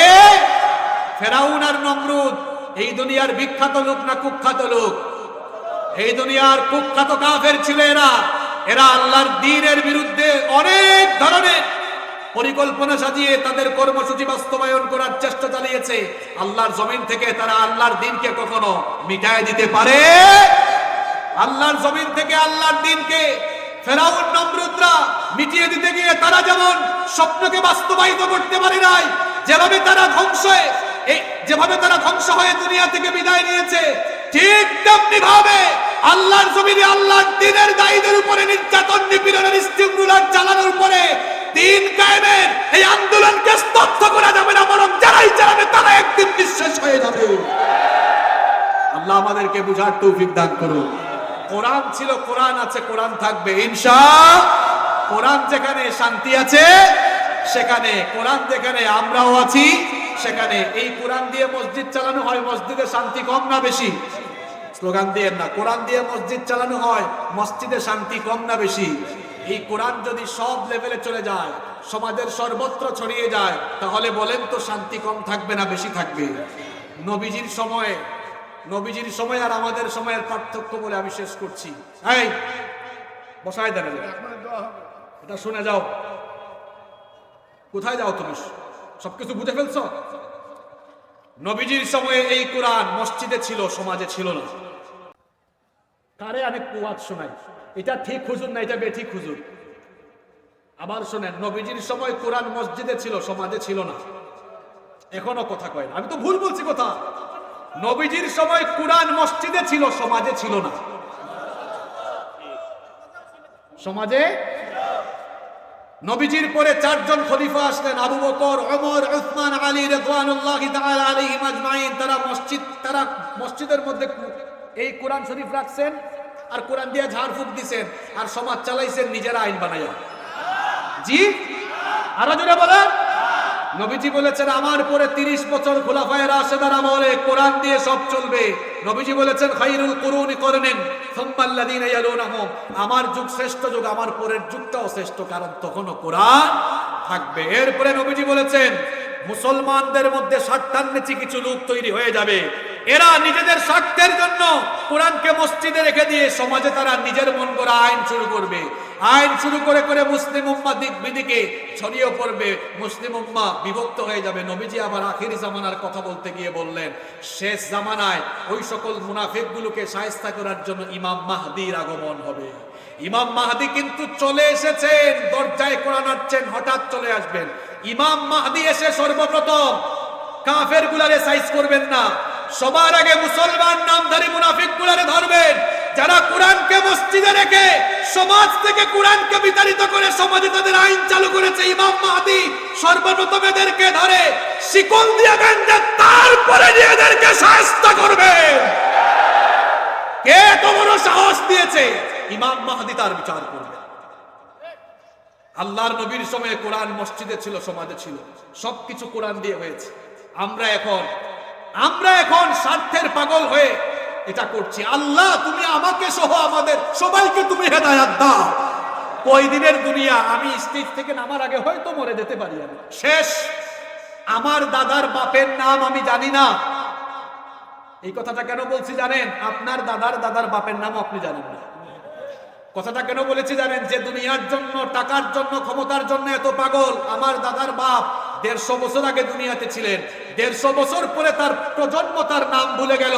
যে দুনিয়ার টাকা পয়সা, গাড়ি বাড়ি, ক্ষমতা, এগুলোর জন্য এত কিছু করছেন, আরে ভাই আপনার পরবর্তী প্রজন্ম আপনার নাম শুদ্ধা ভুলে যাবে। তার জন্য কি করছেন বলেন? কোরআনকে আঁকড়ে ধরেন, জীবনে কোরআন মানেন, সমাজে কোরআন মানেন। গোটা পৃথিবী আপনাকে বিচ্ছিন্ন করতে পারে, গোটা পৃথিবী আপনার উপরে জুলুম চালাতে পারে, অসুবিধা নাই। আমি কবরে যাওয়ার পর কোরআন আমার পক্ষে দাঁড়িয়ে আল্লাহর কাছে সুপারিশ করে কোরআন আমাকে জান্নাতে দিবে। এটা আমার জীবনের সফলতা। এই সফলতা সবাই চাই কি চাই না? কারা কারা চাই? দুহাত তুলে আল্লাহকে দেখায়। তাহলে আমরা হাত নামাই, আল্লাহ কবুল করেন। এই কোরআন পড়বো ইনশাআল্লাহ। আমি বলবো, আপনারা রাজি থাকলে ইনশাআল্লাহ বলবেন। এই কোরআন পড়বো, নিজেদের বাচ্চাদেরকে কোরআন শেখাবো, কোরআন মসজিদে মানবো, পরিবারে মানবো, সমাজেও কোরআনের দাওয়াত দিব।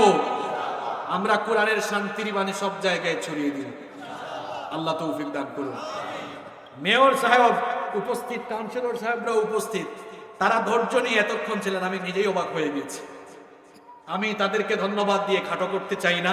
ওনারা উপস্থিত থেকে প্রমাণ করেছেন তারা কোরআন পাগল মানুষ। ব্যস্ততার মধ্যে জনসেবা এটা যারা করে তারা জানে। আপনারা তো পরিবার নিয়ে ঝামেলায় আছেন, আর ওনারা পুরো রংপুর মহানগরী নিয়ে ঝামেলায় আছেন। ওনারা ধৈর্যের পরিচয় দিয়েছেন, এখন আপনাদের উচিত ধৈর্যের পরিচয় দেওয়া, ভদ্রতার পরিচয় দেওয়া। কাউন্সিলর সাহেব 99টা তো মিলছে, তারে আপনি এখন 99 বার মুমিন বলেন। উম্মতের ঘরে আগুন লেগেছে, কেরোসিন ঢাইলেন না, পারলে পানি ঢালেন, নইলে চুপচাপ বসে থাকে। এসব ইখতিলাফি প্রশ্ন, দাঁড়াবে না উঠবে, টুপি উঁচা পড়বে না নিচা পড়বে, এগুলো আমাদের মৌলিক বিষয়। সুতরাং এই সকল বিষয় নিয়ে অনেকে আবার প্রশ্ন করে ঠেস লাগানোর উদ্দেশ্য, জানার উদ্দেশ্য নয়। যদি জানার উদ্দেশ্য থাকে তাহলে মাদ্রাসার বড় বড় মুফতি সাহেবদের কাছে যাবেন। মাহফিলের মধ্যে এইগুলা বইলা পেস লাগাইয়েন না, কারণ এখানে দুই মত না, মনে করেন একটা নিয়ে দুই মত আছে, দুই মতের মানুষ থাকতে পারে। আমি দুই মতকেই শ্রদ্ধা করি। দুই মতকে শ্রদ্ধা করে লাভ হবে কি জানেন? আমরা দুই ভাই মিলেমিশে একসাথে থাকতে পারবো। আমরা আমাদের ভাইদের ঘরে আগুন লাগাবো না, ভাই ভাই মিলেমিশে থাকবো, যাতে আমাদের এই ঐক্যবদ্ধ অবস্থান দেখে ইসলামের শত্রুরা ভয় পায়। আর আমরা যদি বিভেদ হয়ে থাকি, শেষ উদাহরণ দিয়ে শেষ করি। একটা লাঠি আপনার হাতে দিলাম, বললাম ভাঙেন, ক্যাশ ভেঙে গেছে। 100টা দিলাম, ভাঙতে পারবেন আপনি? তাহলে আমরা যখন এই ঠুনকো ঠুনকো বিষয় নিয়ে, এই তুমি কওমি আমি আলী, এই তুমি সুন্নি তুমি গরম তুমি ঠান্ডা, সব আলাদা আলাদা, তাহলে ইসলাম বিরোধীরা যারা যখন ধরবে মেরুদণ্ড ভেঙে দিবে। আর যখন বলো ভাই আমাদের মধ্যে একটা যেটাতে অমিল আছে, অসুবিধা নেই, আসেন ভাই ভাই হয়ে কাঁধে কাঁধ লাগাইয়া থাকি, 100টা লাঠিতে যেমন ভাঙা যায় না, ভাই ভাই এক টেবিলে বসলে নাস্তিক মুরতাদরা ইসলামের বিরুদ্ধে কথা বলার সাহসও পাবে না। এখন আলেমে আলেমে বিভেদ, আলেমে আলেমে বিভেদ, এখন জালিমে জালিমে দোস্তি, আলেমে আলেমে বিভেদ, এখন জালিমে জালিমে দোস্তি, পথের ঠিকানা জানা নেই কারো, কে কোথায় পাবে স্বস্তি, কে কোথায় পাবে স্বস্তি। একজন বলছিল পাল্লার মধ্যে ব্যাঙ রাখা যেমন কঠিন, আলেমদেরকে এক টেবিলে বসানো কঠিন। কারণ কি জানেন, আলেমরা কোথায় আছে জানেন? আসেন বলি। সালাতে দুহাতে কোথায় বাঁধবে, নাভির উপরে বুকে, আমিন বলবে চুপিসারে নাকি সজরে আওয়াজ ফুকে, ছোট আরো ছোট বিষয় নিয়েও চলছে ভীষণ দ্বন্দ্ব, সব দল ভাবে আমরাই ভালো অন্যরা কালো মন্দ, ফরজ নিয়ে তো মারামারি নেই, নফলে সফল ডুব, টুপির আকার আকৃতি নিয়ে গবেষণা হয় খুব। এটা কোভিড টুপি, এটা চর্মনার টুপি, এটা আওয়ামী লীগ টুপি, এটা বিএনপি টুপি, এটা জাতীয় পার্টি টুপি, এটা মনে হয় গরম সুন্নি, এটা ঠান্ডা, এটা লামাজাবি। মিয়া আপনি টুপি দিয়া মুসলমানদের ভাগ করেন, আর এই সুযোগে ইসলাম বিরোধীরা ইসলাম ওয়ালাদেরকে কারবালা চালায়া দিতেছে। ফালতু বিষয় ছাড়েন নি, আপনি ফিতনা শুরু করেছেন, উম্মতের ঘরে আগুন লেগেছে, কেরোসিন ঢালবেন না, আপনি পারলে পানি ঢালেন, চুপ করে বসে থাকেন, আপনি ফিতনা করতে পারবেন না, আপনি চুপ থাকেন আর আগুন লাগাইয়েন। মানুষগুলারে এক করেন, ওয়াজের প্যান্ডেলে বইসা মানুষ আসে, এক হুজুর আলেক হুজুরকে গালি দেয়। আমি 1 ঘন্টা এখানে বয়ান করেছি, কোনো আলেমের বিরুদ্ধে বলছি? এটা কি আলেমের শান হওয়া উচিত? যতক্ষণ বসবেন কোরআন হাদিস দিয়ে ওয়াজ করেন। এক ভাই আরেক ভাইয়ের ভুল থাকলে একটা ফোন দেন, ভাই আগামীকাল আপনার বাসায় দাওয়াত খাইতে আসতেছি, দাওয়াত খান, বলেন ভাই এই বিষয়টা এমনি হইলে ভালো হয় না, এগুলা না, পাবলিকের সামনে বলেন। আপনি পাবলিকের অবস্থা এখন এমন হয়েছে, আগে পাবলিক আসতো ভক্তি নিয়ে, হুজুর একটু দোয়া করেন, যে ভক্তি ছিল আলেমদের প্রতি, পাবলিক ভক্তি হারাই ফেলছে। এখন আমরাই পাবলিককে বলতে হবে, ভাই আপনারা দোয়া করেন রে ভাই, আমরা হুজুররা যেন এক থাকতে। মেয়র সাহেব ঠিক বলছে না? কেন এটা আমরা কেন করলাম? আমরা আমাদের সম্মান নষ্ট করছি তো। মানুষের, এই দেশের মানুষের ভক্তি আলেমদের প্রতি কম না বেশি? আপনাদের পায়ে ধরে বলতেছি, আলেমদের পা ধরে বলতেছি, আল্লাহর ওয়াস্তে এই হিংসা ছাড়েন আপনারা। এক ভাইয়ের সাথে আরেক ভাইয়ের দেখা হইলে বুক দেন, বুক মিলায় দেন। আমি এমনও বহু জায়গায় দেখেছি, মাহফিলের স্টেজে উঠছি, 2 মত হওয়ার কারণে এক ভাই আরেক ভাইয়ের দিকে তাকায় দৌড় মারছে, আছে না না?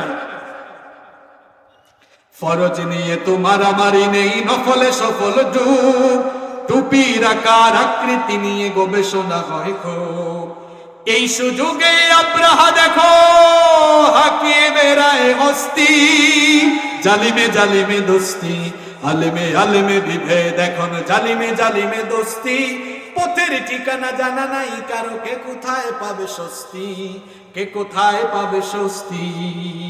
আমরা কি করতেছি শুনেন, খ্যাতির নেশায় আলেমের মন ব্যস্ত, ভীষণ ব্যস্ত, এই সমাজের সব কাজে তাই জালিমের হাতে ন্যস্ত, নিজের হিসেবে করে না আলেম, অন্যের কথা ভাবে, বিরোধকারীরা জান্নাতে নাকি জাহান্নামেই যাবে, কাফের ফাসেক লক্ষ ফতোয়া পকেটেই আছে জমা, আল্লাহর কাছে ছাড় আছে তবু তার কাছে নাই ক্ষমা,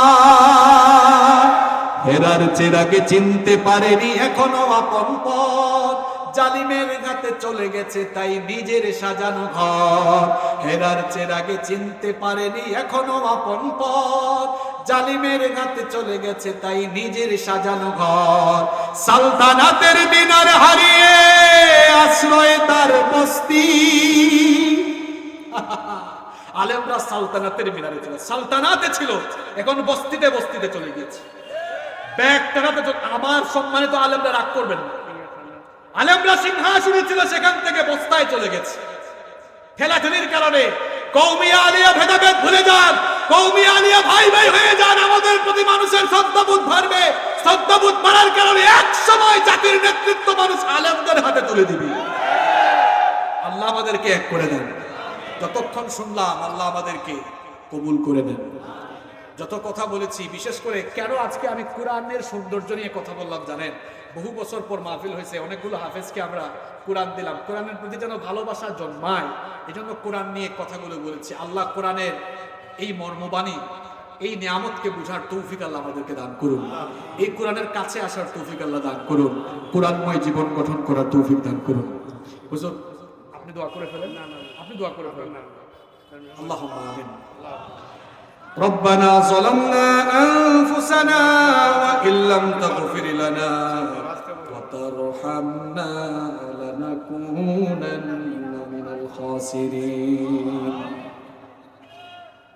ربنا لا تزغ قلوبنا بعد إذ هديتنا وهب لنا من لدنك رحمة إنك أنت الوهاب ربنا إنك جامع الناس ليوم لا ريب فيه إن الله لا يخلف الميعاد ربنا اصرف عنا عذاب جهنم إن عذابها كان غراما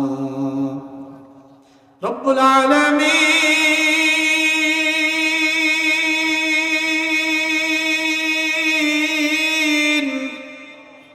গভীর রাত পর্যন্ত আমরা তোমার কোরআন পাগল বান্দারা নীরবে বসে বসে তোমার কিতাব থেকে আলোচনা শুনেছি।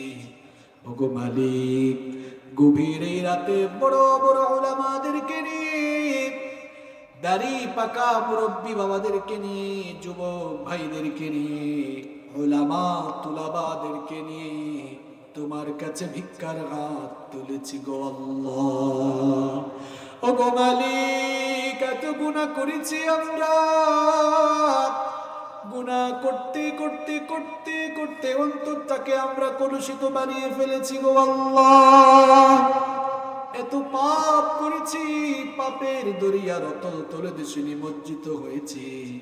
ওগো মালিক, যতই আমরা গুনাহ আর পাপ করি না কেন, তুমি তো বলেছো লা তাকনাতু মির রাহমাতিল্লাহ, তুমি তো বলেছো বান্দারে আমার রহমত থেকে তোরা নিরাশ হয়ে যাইস না।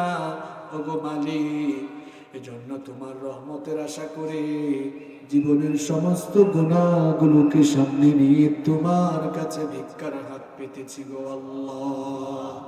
ওগো মালিক, আমরা এত গুনাহ করেছি, গুনাহের জন্য অনুশোচনা বোধ করে অনুতপ্ত অন্তর নিয়ে তওবার দরজায় গিয়ে হাত খানা তুলেছি।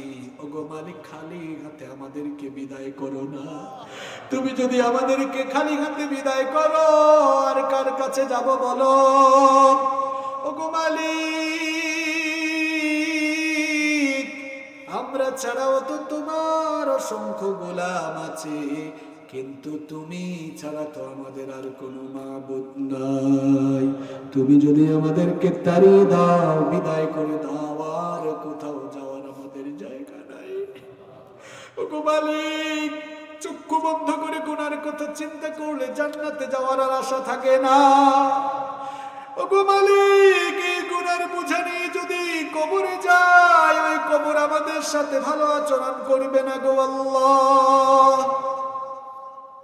ওই কবরটা বড় মারাত্মক জায়গা, সেখানে কোনো সাথী নাই, বাতি নাই, আলো নাই, নরম তুলতুলে কোনো বিছানা নাই, পোকামাকড় সাপ বিচ্ছু কাদা মাটি ধুলাবালি যুক্ত সেই জায়গা। ওগো মালিক, গুনার এই বিশাল বোঝা নিয়ে কবরে গেলে কবর আমাদের সঙ্গে ভালো আচরণ করবে না। কখন যে আমরা সেই কবরে চলে যাই, কবে জানি কবরের ডাক এসে যায়, আমরা তো জানি না। প্রযুক্তির এই যুগে ঘরে বসে গোটা দুনিয়ার খবর নেওয়া যায়। ঘরে বসে গোটা দুনিয়ার খবর নেওয়া গেলেও আমরা তো কেউ জানি না আমাদের কার জন্য কাফনের কাপড় সে দোকানে রেডি হয়ে আছে। এমন তো হতে পারে আজকের এই মোনাজাত আমাদের কারো কারো জন্য জীবনের শেষ মোনাজাত হয়ে যেতে পারে। আর কোনোদিন তোমার কাছে হাত পাতার সুযোগ নাও পেতে পারি গো আল্লাহ। ও গো মালিক, এই গুনাহগারি কবরে গেলে জাহান্নামে পড়তে হবে। ও গো আল্লাহ, জাহান্নামের আগুনটা বড় মারাত্মক। দুনিয়ার আগুনের চাইতে 69 ভাগ বেশি তেজস্বী সম্পন্ন। দুর্বল এই শরীর নিয়ে জাহান্নামের আগুন আর জাহান্নামের শাস্তি আমরা ভোগ করতে পারবো না গো আল্লাহ। ও গো মালিক, এজন্য সব গুনাহের উপর লজ্জিত হয়ে ভিক্ষুকের মতো হাত তুলেছি। মাবুদ গো, আমাদের ভিক্ষার হাত দেখে তোমার কি একটু দয়া লাগে না? দুনিয়ার মানুষের কাছে হাত পাতলে লজ্জায় মানুষ হাতে কিছু না কিছু দেয়। মানুষের মনে তো তুমি দয়া মায়া দিয়েছো। তোমার দেওয়া দয়া মায়া পেয়ে যদি মানুষ এইরকম হয়, দয়া দানকারী তুমি সেই মাবুদ। তোমার কাছে তোমার গোলামগুলো হাত পেতেছে। ওগো আল্লাহ, তুমি কি একটু দয়া প্রবেশ হয়ে আমাদের ভিক্ষার হাতগুলো কবুল করে গুনাহ মাফ করে তুমি কি আমাদেরকে তোমার রহমতের কুলে তুলে নিতে পারো না? ওগো আল্লাহ, আমরা জানি তুমি গফফার আর আমরা গুনাহগার। ওগো আল্লাহ, গুনাহগার আমরা স্বীকার করে নিয়ে তওবা করে তোমার কাছে ভিক্ষার হাত পাতলাম। মাবুদ, দয়া করে সমস্ত গুনাহ মাফ করে আমাদেরকে মাসুম বানায়া বাসায় ফিরাইয়া দাও রব্বুল আলামিন।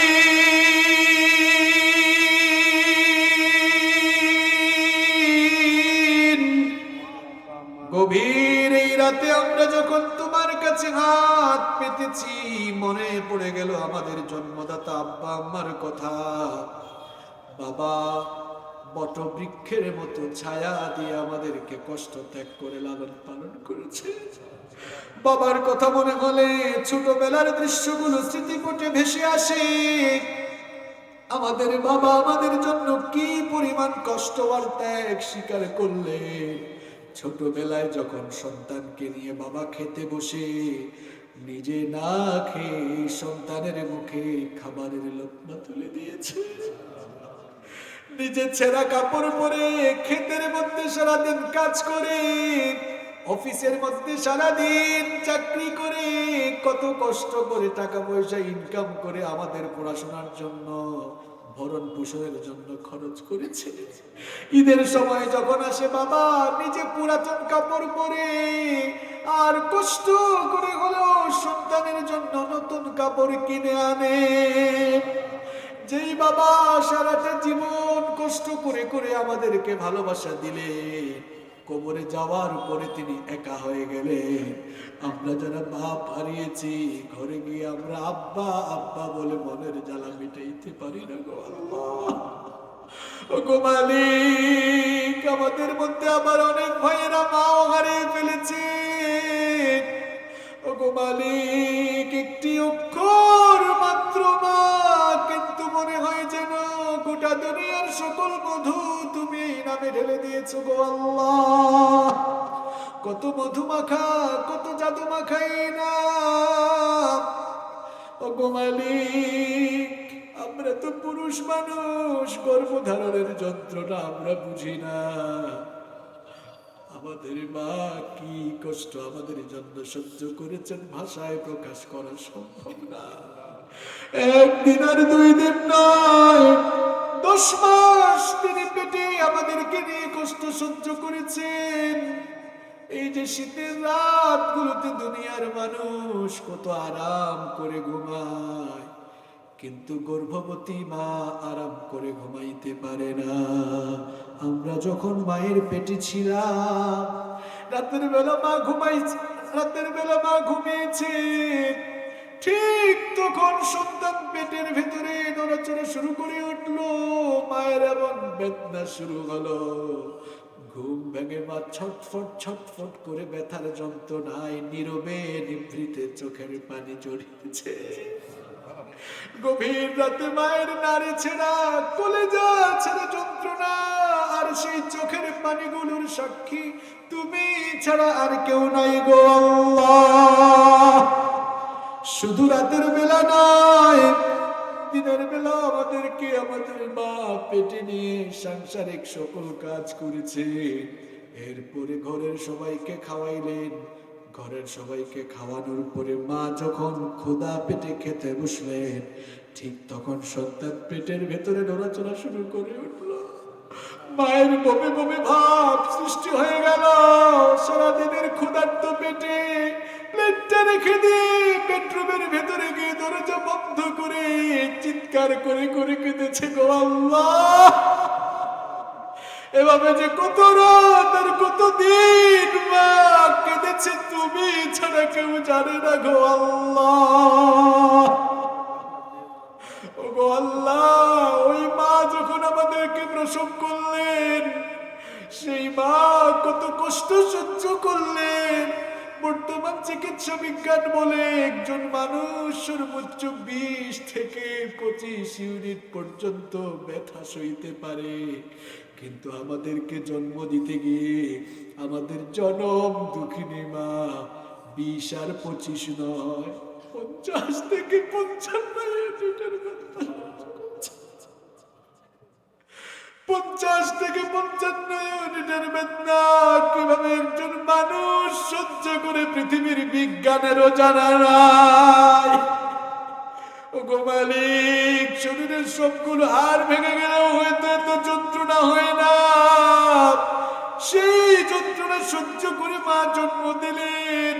এরপরে দুনিয়াতে এসে মায়ের বুকের দুধ চুষে চুষে খেলাম।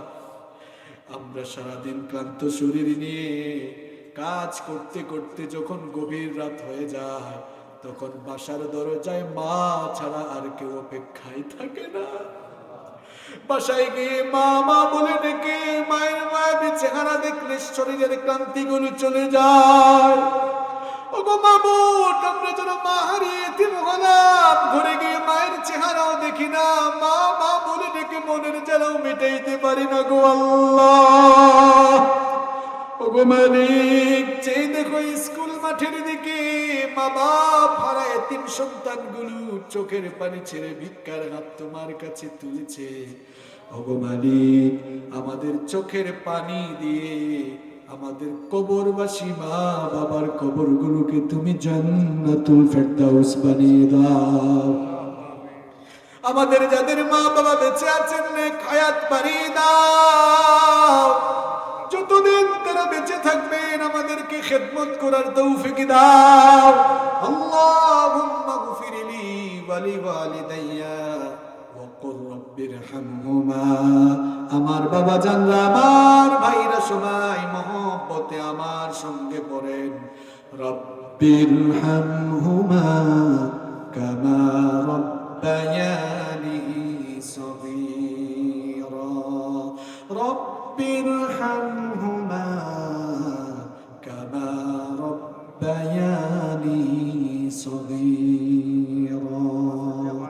রব্বুল আলামিন, আমাদের আত্মীয় স্বজন যারা কবরে চলে গিয়েছেন তাদেরকে মাফ করে দাও। এই এলাকায় কবরস্থানে যত মুর্দেগান শহীদ রয়েছেন সবার কবরের আযাবকে মাফ করে দাও। রব্বুল আলামিন, আমাদের মধ্যে যারা অসুস্থ তাদেরকে শিফা দান করে দাও। বিশেষ করে এই মাহফিল আয়োজক কমিটির অন্যতম এক ভাই, আমার অত্যন্ত প্রিয় জসিম ভাইয়ের মেয়ে, সেই জন্মের পর থেকে অত্যন্ত দুরারোগ্য ব্যাধিতে আক্রান্ত। রব্বুল আলামিন, ছোট্ট সেই মেয়েটিকে তুমি শিফায়ে আজিলা এবং কামিলা নসিব করে দাও। রব্বুল আলামিন আজকের এই মাহফিলটিকে তুমি কবুল আর মঞ্জুর করে নাও। অসংখ্য ভাই বোনেরা মাহফিলে দান সদকা করেছেন, সবার দান সদকা কবুল করে নাও, সবার দান সদকা কবুল করে নাও। আর আমরা যারা মাহফিলে এসেছি, যারা দান সদকা করেছি, কাল কিয়ামতের কঠিন দিনে এই মাহফিলকে আমাদের সকলের জন্য নাজাতের ওয়াসিলা বানিয়ে দিও। অসংখ্য উলামায়ে কেরাম মাহফিলে এসেছেন, আল্লাহ আমাদের মাথার তাজ উলামায়ে কেরামদেরকে মাফ করে দাও, তাদের ইজ্জত বাড়িয়ে দাও, সম্মান বাড়িয়ে দাও, তাদের হায়াতে বরকত দাও। রব্বুল আলামিন তাদেরকে বেশি বেশি করে দ্বীনের খেদমত করার তৌফিক দান করে দাও। বিশেষ করে রংপুর কারামতিয়া কামিল মাদ্রাসার সাবেক প্রিন্সিপাল হুজুর মাহফিলে এসেছেন, আল্লাহ প্রিন্সিপাল হুজুরের সম্মান আরো বাড়িয়ে দাও। রব্বুল আলামিন ওনার হায়াতের মধ্যে তুমি বরকত দাও। রব্বুল আলামিন আজকের মাহফিলের সম্মানিত প্রধান অতিথি রংপুর মহানগরীর মাননীয় মেয়র মাহফিলে এসেছেন, তিনি মাহফিলে আলোচনার শুরু থেকে শেষ পর্যন্ত থেকেছেন। রব্বুল আলামিন মেয়র সাহেবকে তুমি মাফ করে দাও। অত্র ওয়ার্ডের কাউন্সিলর সাহেবও এসেছেন, রব্বুল আলামিন জনাব নাজমুন নাহার নামে আরেক বোন, তিনিও দোয়া চেয়েছেন, সংরক্ষিত আসনের কাউন্সিলর প্রার্থী। রব্বুল আলামিন মেয়র সাহেবও দোয়া চেয়েছেন, অত্র ওয়ার্ডের কাউন্সিলর এবং মহিলা ওয়ার্ডের সংরক্ষিত কাউন্সিলররা এবং অন্যান্য কাউন্সিলররা, অনেক ভোট প্রার্থীরা দোয়া চেয়েছেন। রব্বুল আলামিন যাদেরকে দিয়ে জনগণের কল্যাণ হবে, জনগণের খেদমত হবে, তাদের দিকে জনগণের দিল তুমি ঝুঁকায়া দাও। রব্বুল আলামিন যত ভাইয়েরা জনপ্রতিনিধি হওয়ার উদ্দেশ্যে এসেছেন, তাদের সকলের দিল তুমি সাফ করে দাও। রব্বুল আলামিন মেয়র সাহেবকে তুমি মাফ করে দাও, তাকে তুমি দ্বীনের জন্য কবুল করে নাও। মাহফিলের সম্মানিত সভাপতি এবং যারা আলোচক হিসাবে আলোচনা করেছেন, রব্বুল আলামিন সবাইকে মাফ করে দাও। অত্র মাদ্রাসার 20 জন হাফেজকে আমরা আজকে পাগড়ি দিয়েছি, রব্বুল আলামিন এই ছাত্র ভাইদেরকে মাফ করে দাও, তাদেরকে দ্বীনের দায়ী হওয়ার জন্য সব যোগ্যতা দান করে দাও। এই মাদ্রাসার সকল ছাত্রদেরকে মাফ করে দাও। গভর্নিং বডির সদস্য, মাদ্রাসার শুভাকাঙ্ক্ষী যারা আছেন, সবাইকে মাফ করে দাও। এই মাদ্রাসার যত সমস্যা আছে, আল্লাহ সমাধানের ব্যবস্থা করে দাও। রব্বুল আলামিন মাদ্রাসার অসম্পূর্ণ সকল কাজ সম্পূর্ণ করার তোমার কুদরতি ব্যবস্থা করে দাও। অসংখ্য মা বোনেরা মাহফিলে এসেছেন, আমার মা বোনদের গুনাহগুলো মাফ করে দাও। রব্বুল আলামিন আমার মা বোনদেরকে নামাজি বানিয়ে দাও, পর্দায় থাকার তৌফিক দাও। আমার নিঃসন্তান মা বোনদেরকে সন্তান নামক নেয়ামত দিয়ে ধন্য করে দাও। রব্বুল আলামিন আমার যুবক ভাইদের গুনাহগুলো মাফ করে দাও। আমার যুবক ভাইদেরকে দাঁড়িয়ে রাখার তৌফিক দাও, দ্বীনের জন্য কবুল করে নাও।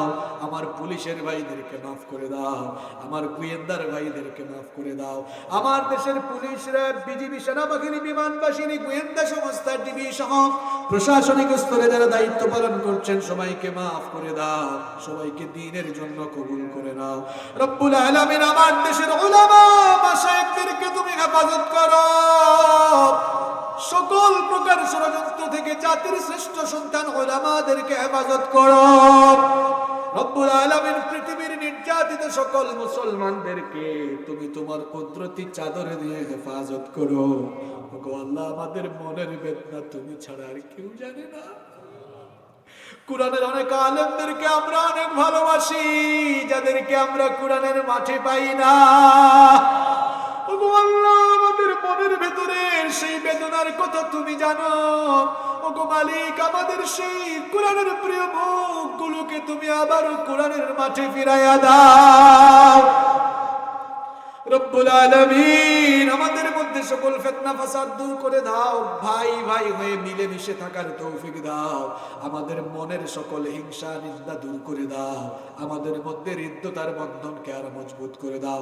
যুবকগুলোকে আল্লাহ মাদক থেকে হেফাজত করো, জঙ্গিবাদ থেকে হেফাজত করো, সন্ত্রাসবাদ থেকে আমার দেশকে হেফাজত করো। রব্বুল আলামিন ওগো মালিক, আমাদের সকলকে তোমার দ্বীনের পথে চলার তৌফিক দাও। তোমার কাছে নেওয়ার আগে তোমার ঘরের জিয়ারত আর তোমার হাবিবের রওজা জিয়ারতের সুযোগ আমাদেরকে দিও।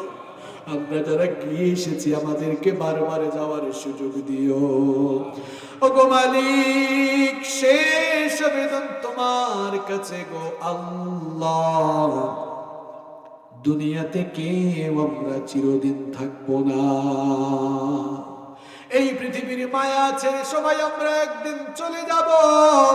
আমরা তো গুনাহগার মানুষ, আমাদের গুনাহের কারণে গাড়ির নিচে চাপা দিয়ে অ্যাক্সিডেন্ট করিয়ে, অথবা আমাদের পাপের কারণে বড় বড় কঠিন দুরারোগ্য রোগ দিয়ে পায়খানা প্রস্রাবে বিছানায় ঘোরাঘুরি করে এমন জিল্লতি আর বেজ্জতির মৌত আমাদেরকে দিও না।